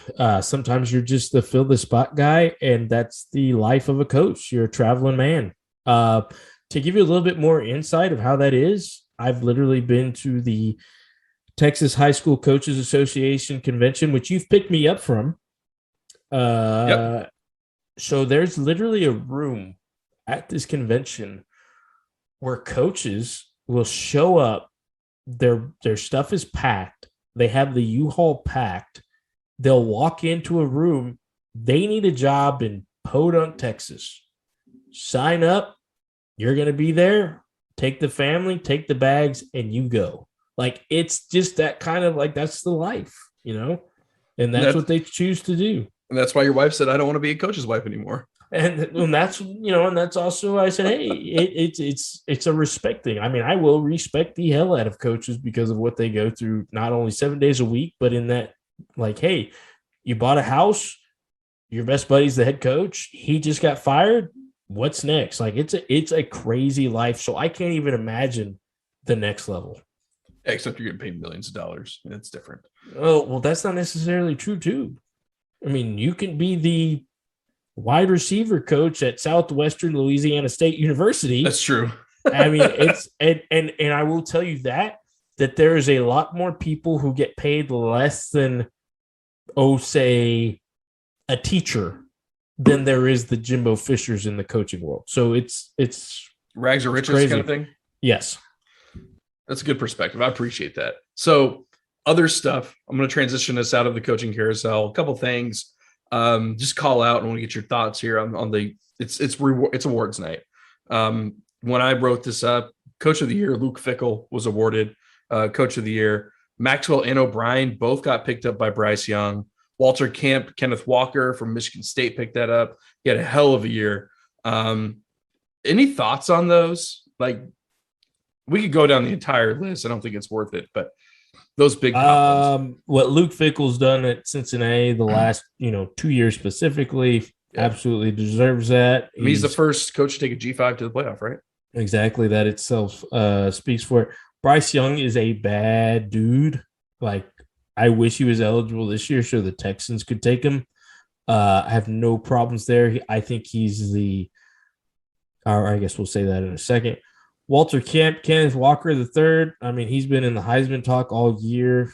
A race this year that until recently was pretty tight and nobody knew who was going to take it. So absolutely deserving. Do you want to talk Heisman prediction now? Oh, yeah, we got the 4 finalists: Bryce Young, Aiden Hutchinson, Kenny Pickett, CJ Stroud. I'll say this: when I pulled up the odds, I don't know what they mean, but you can obviously do the plus minuses. Minuses mean it's a lot more of a favorite. Pluses mean you're less of a favorite. Bryce Young was a negative 6,000 favorite. Aiden Hutchinson had a plus 1,000.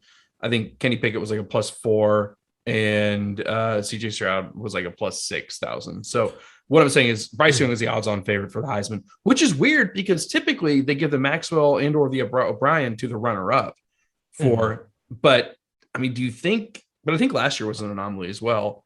Do you think Bryce Young picks up this Heisman? I mean, is that where your money's at? Yes, I think he's an overwhelming favorite, especially because they did walk away with the SEC championship. I will say this: Hutchinson, I do hope the Texans take him. Well, he's supposed to be number 1. I do think what he did in the Ohio State game is the biggest, the moment of the year. You're always looking for that moment. I think what he did in that game stands out. But Bryce Young is so good, man. Yeah. Well, Kenny Pickett, unfortunately, they had some rough games at the end of the year. He's solid, but he doesn't get to play in the SEC every week. And then CJ Stroud, unfortunately, the last thing we saw him doing was losing to Michigan. So that wasn't good on the resume. No, if he would have won that game, I think this is a much tighter conversation. I would say Aiden Hutchinson being a defensive end from Michigan, I mean, being that highly rated, he's going to be the number 1 overall pick. I think to your point, if Michigan doesn't win that game, he's not on the list. Same thing, CJ and Bryce, it's a much tighter race. But I would also argue that I don't know so much that this is Bryce Young running away with the award because he had such an amazing year.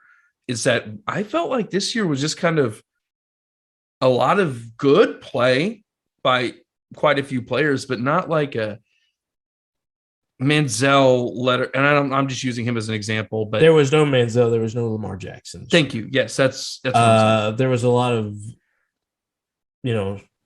Robert Griffin's of greatness, Robert Griffin was a bad dude. Let's not get it twisted. We beat him his Heisman year. So that doesn't mean he wasn't. I mean, he was at I'm Baylor. just saying. Baylor, we get it. We get it.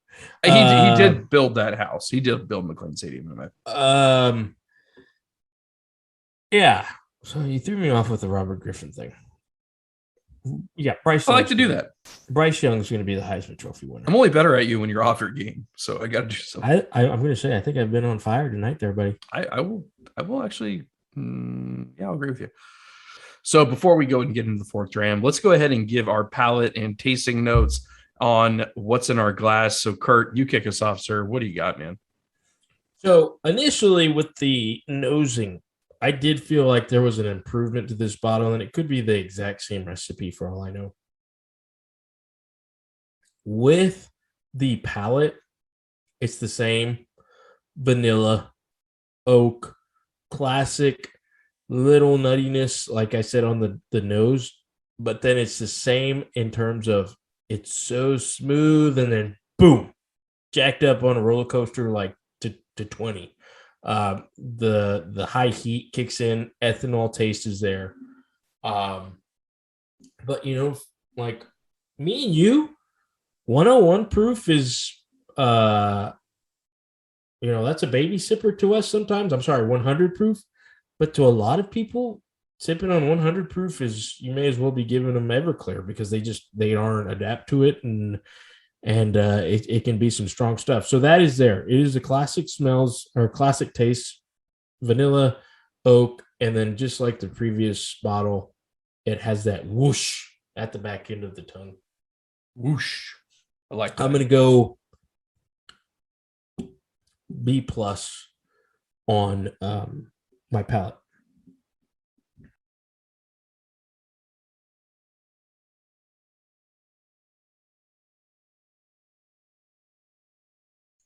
And this is not going on the reel, but it is 36-20 with 5 minutes left in this game. And Kirk Cousins just threw a pick and the Steelers just took it back to the 20-yard line.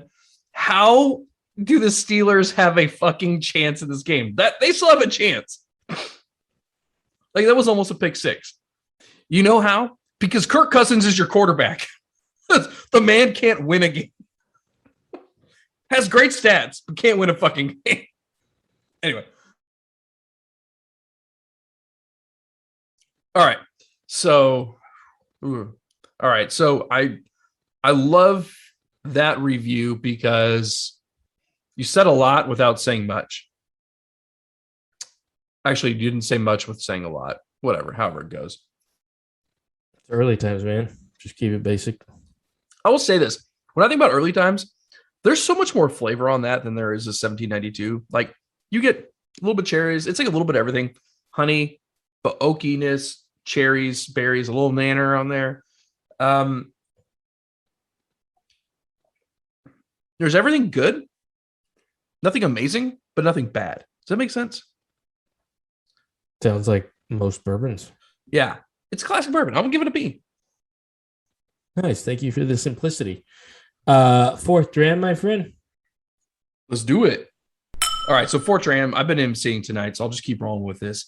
It is getting to that time of the year where nothing else really matters except family, food, and of course, Funyuns.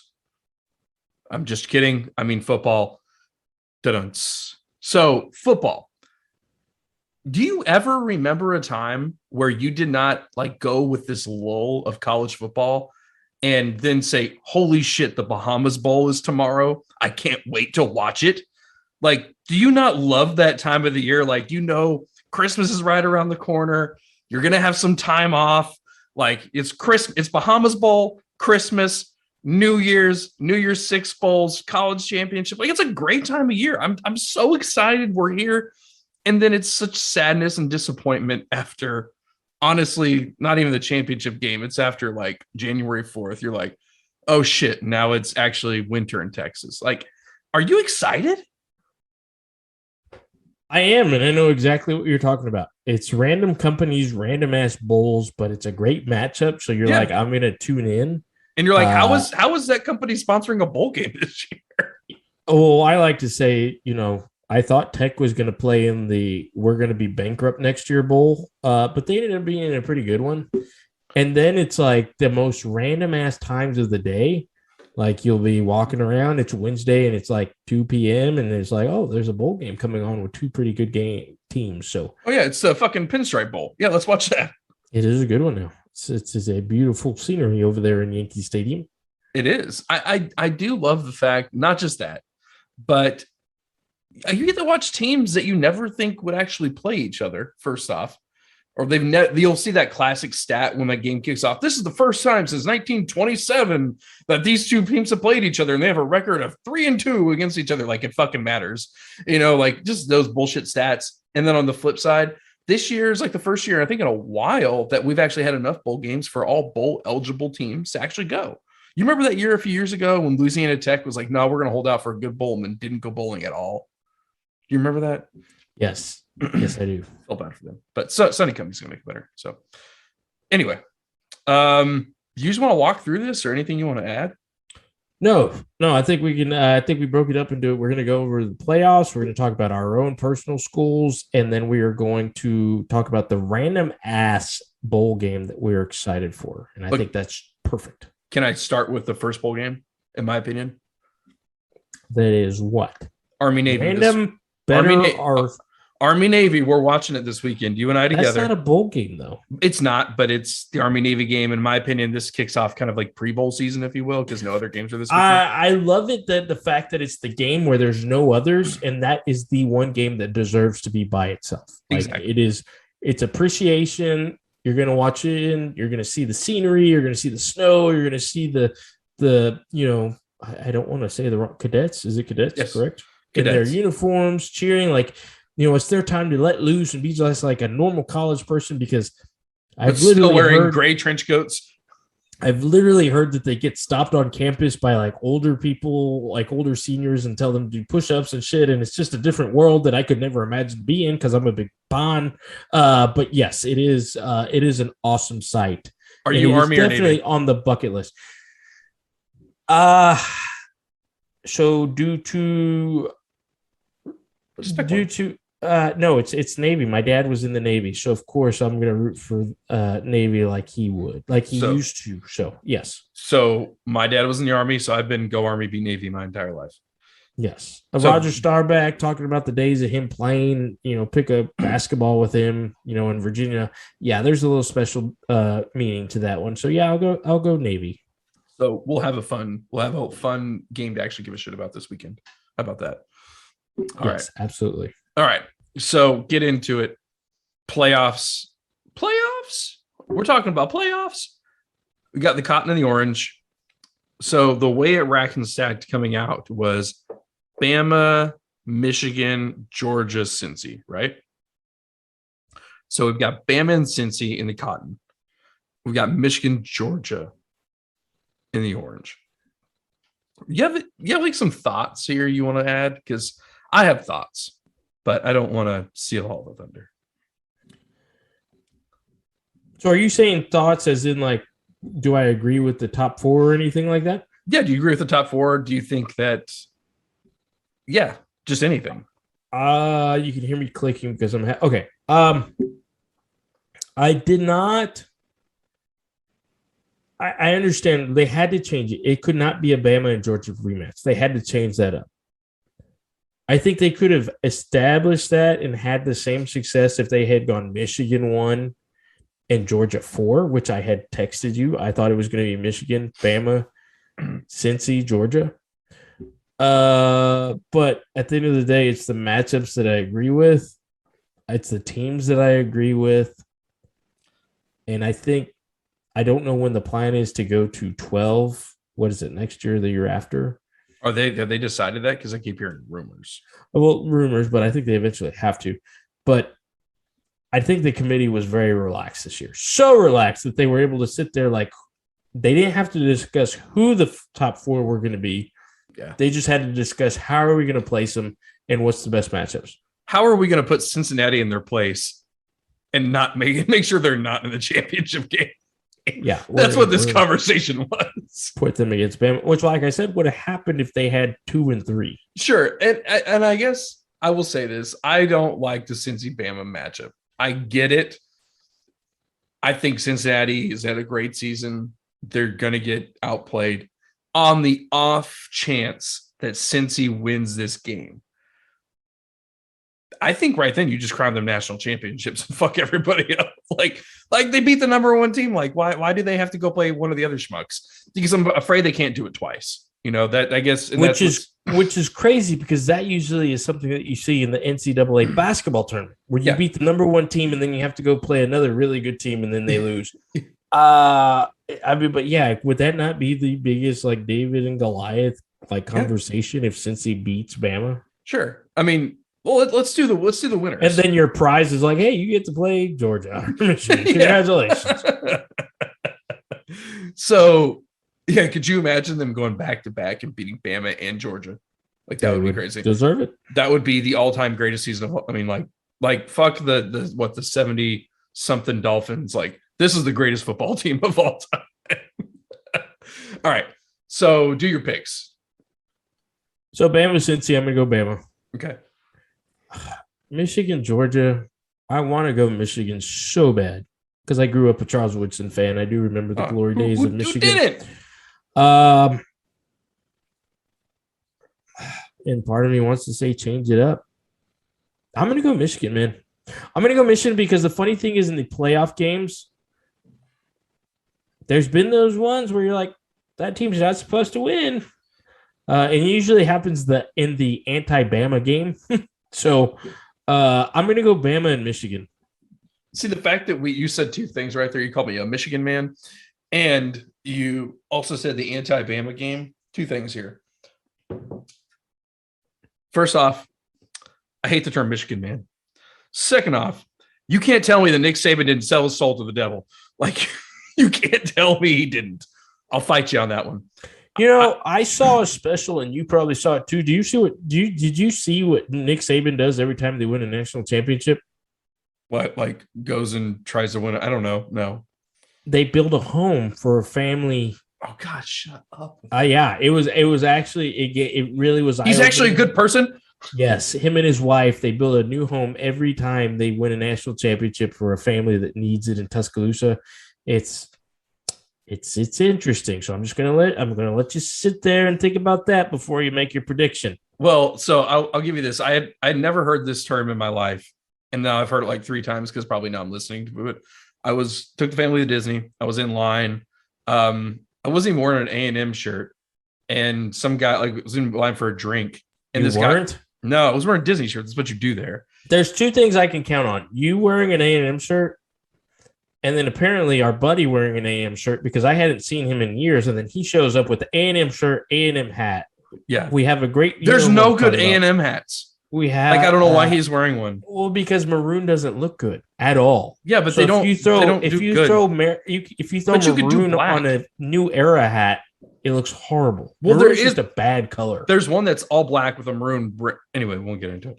Point of it is, I'm standing there and I'm wearing a shirt, and it's have you seen Toy Story 4? You have, and it has Sporky or whatever his name is. Sporky. And it's him, and he's standing there, and underneath it says, "I'm trashed." Like, what's the Canadian Joe? I don't know. The guy in Toy Story 4, the Daredevil, Keanu Reeves. Oh yeah, yeah, maybe I don't know. I have a Canadian. Is it Joe? I have a shirt that says that. I'll wear it tomorrow when you get here. I have a couple of good Disney ones. I've got a lot of compliments, but it says "I'm trashed." It's like the bartenders were giving me compliments on it, but this guy was like, "Hey, I like your shirt." And I was like, "Oh, thanks," and got into conversation with this bullshit. And he's like, I'm actually from Florida. I'm a Florida fan." He's like, "Did you say I'm sorry?" No, I did. I was like, "Oh yeah, the Dan Mullen situation." And he's like, "Oh, it'll be okay." He's like, "Where'd you go to school?" And I told him, and he's like, "Oh yeah, you guys actually took down Nick Satan this year." And maybe I'm dumb, but I've never heard Nick Saban called Nick Satan. It's just too easy. And I was like, "Oh." Yeah, we did. Yeah, you learn some things when you go to the real SEC world. Like, it's different. Like, it's a whole new ball game. But then I was on Reddit and I saw the term Nick Satan pop up again. I was like, I wonder if it's the same guy. Or I'm just like that oblivious. Oh God. All right. So point of it is, you said Michigan, Bama. I'm gonna say Bama, Georgia. That's a safe bet. Happening because I see it happening because I don't want a rematch, but Didn't we already have this problem with LSU? And didn't we have a rematch situation a few years ago? No. The one that always pops into my head is the BCS scenario where it was the greatest Michigan-Ohio State game ever played, where Ohio State beat Michigan, and they were talking about it needing to be a rematch, but then Tebow and Florida got put in there, and they just kicked Ohio State's ass in the national championship. But I'm sure it's happened in the playoffs. So, yes, it was the Notre Dame Clemson thing, right? Maybe. Anyway, continue. The fact that we talked about either of those teams being the championship game at this point. Bama, Georgia, and I think I'm going to go and just predict that Georgia Georgia gets Saban on the second go round, because I feel like Saban has a rough time back to backing people. I'm going to go Bama. I'm going to go Bama because I don't want Bama to win. This is such a unique setup. We've got 3 teams that could win this and dethrone Bama, but it's always disappointing because Bama comes out on top, whether it's Tua throwing a bomb in the end zone or, Bama beating Clemson the first year, like when it was supposed to be Clemson winning. I'm going to go Bama, but I would love to see Harbaugh versus Saban. That would be pretty cool. It would be cool. It'd be blue and red. It'd be a nice visual matchup as well. It'd be a great time for us to break out. Everybody wear their colors. I don't want any fucking white jerseys on the field. But that's not gonna I don't know how. I don't like Michigan's like new all blue. You don't like the all blue with the gold letters or gold numbers? I like their classic yellow pants. Well, even then, everybody wear your damn colors. Yeah, but they do a new like Jordan style retro. Like retro's actually contradicting. That's throwback. I want them to go throwback. Their like helmets are different. I don't know. I feel like you're just a fun sucker, but okay. Oh, maybe I am this time.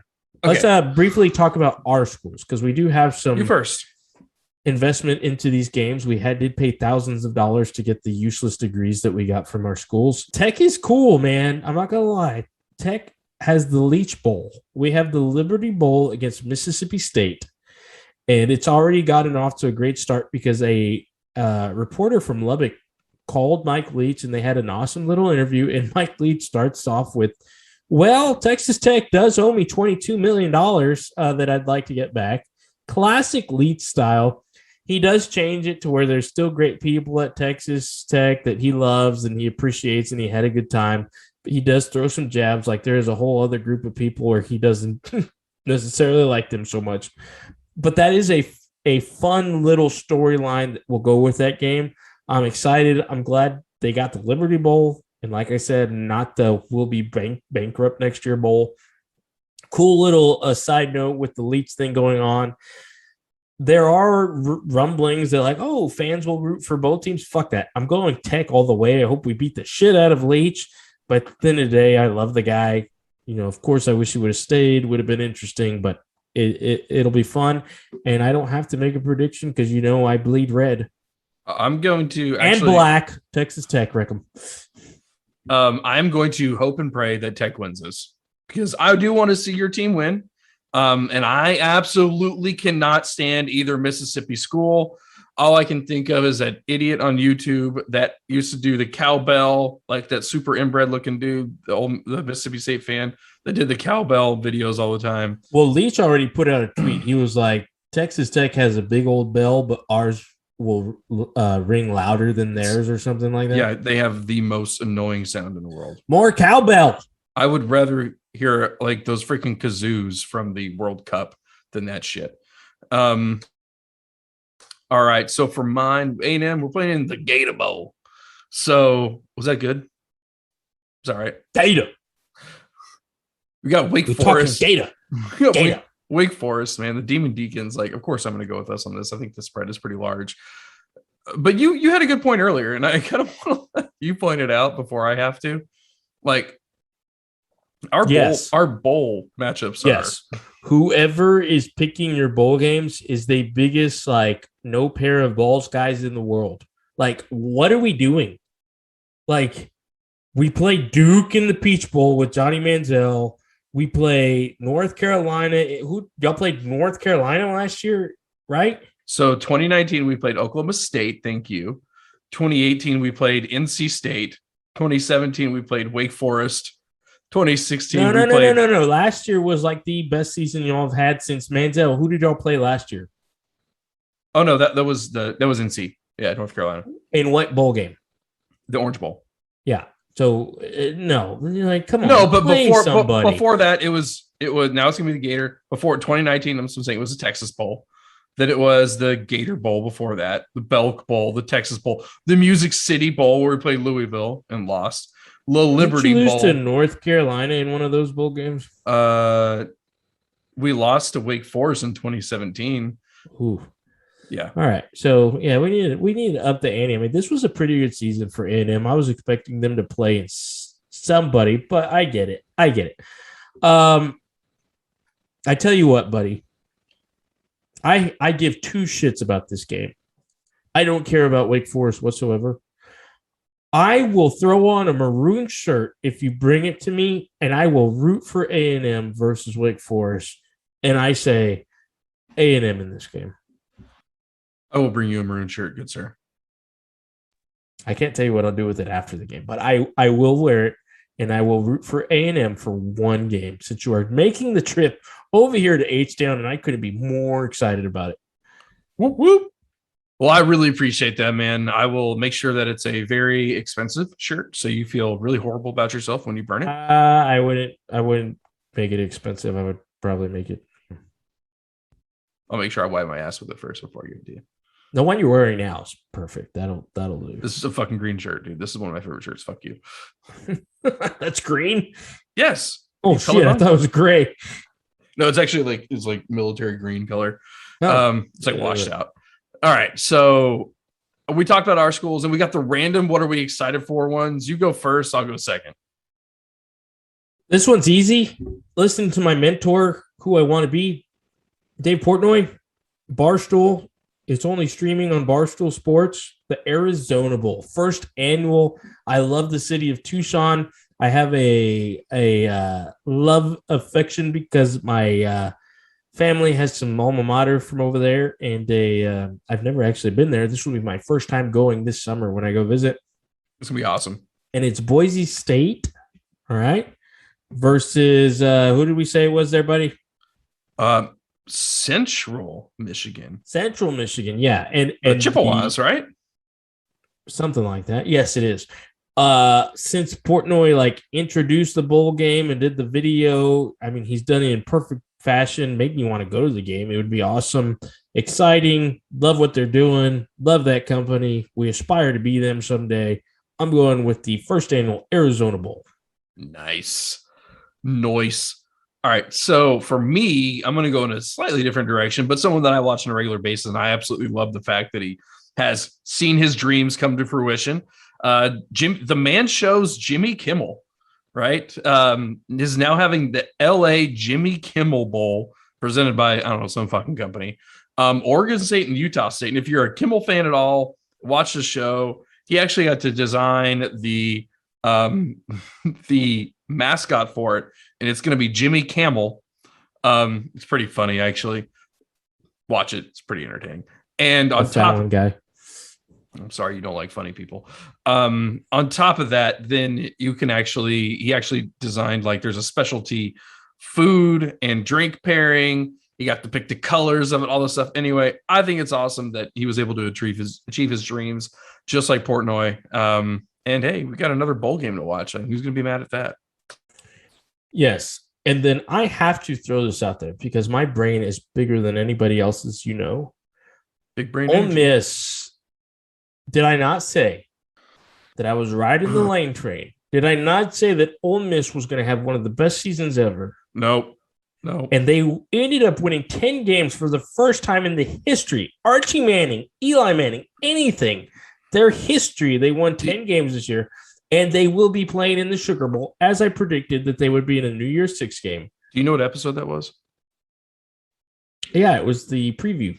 Oh, sweet. I'll go back and edit that one. Awesome.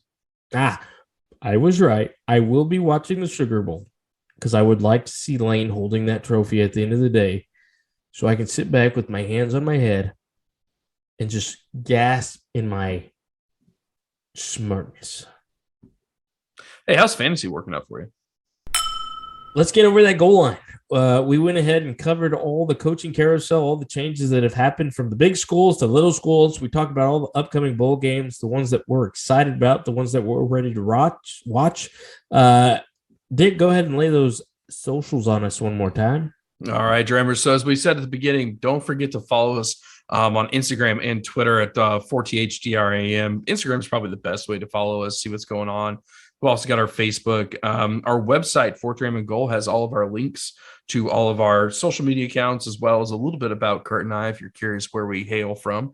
And if you see any errors, omissions, questions, anything like that, kind of that cool part at the end of PTI where they do the error and omissions checks, send us an email, fourthramandgold.com. We will give you credit for any of your corrections or additions to the show.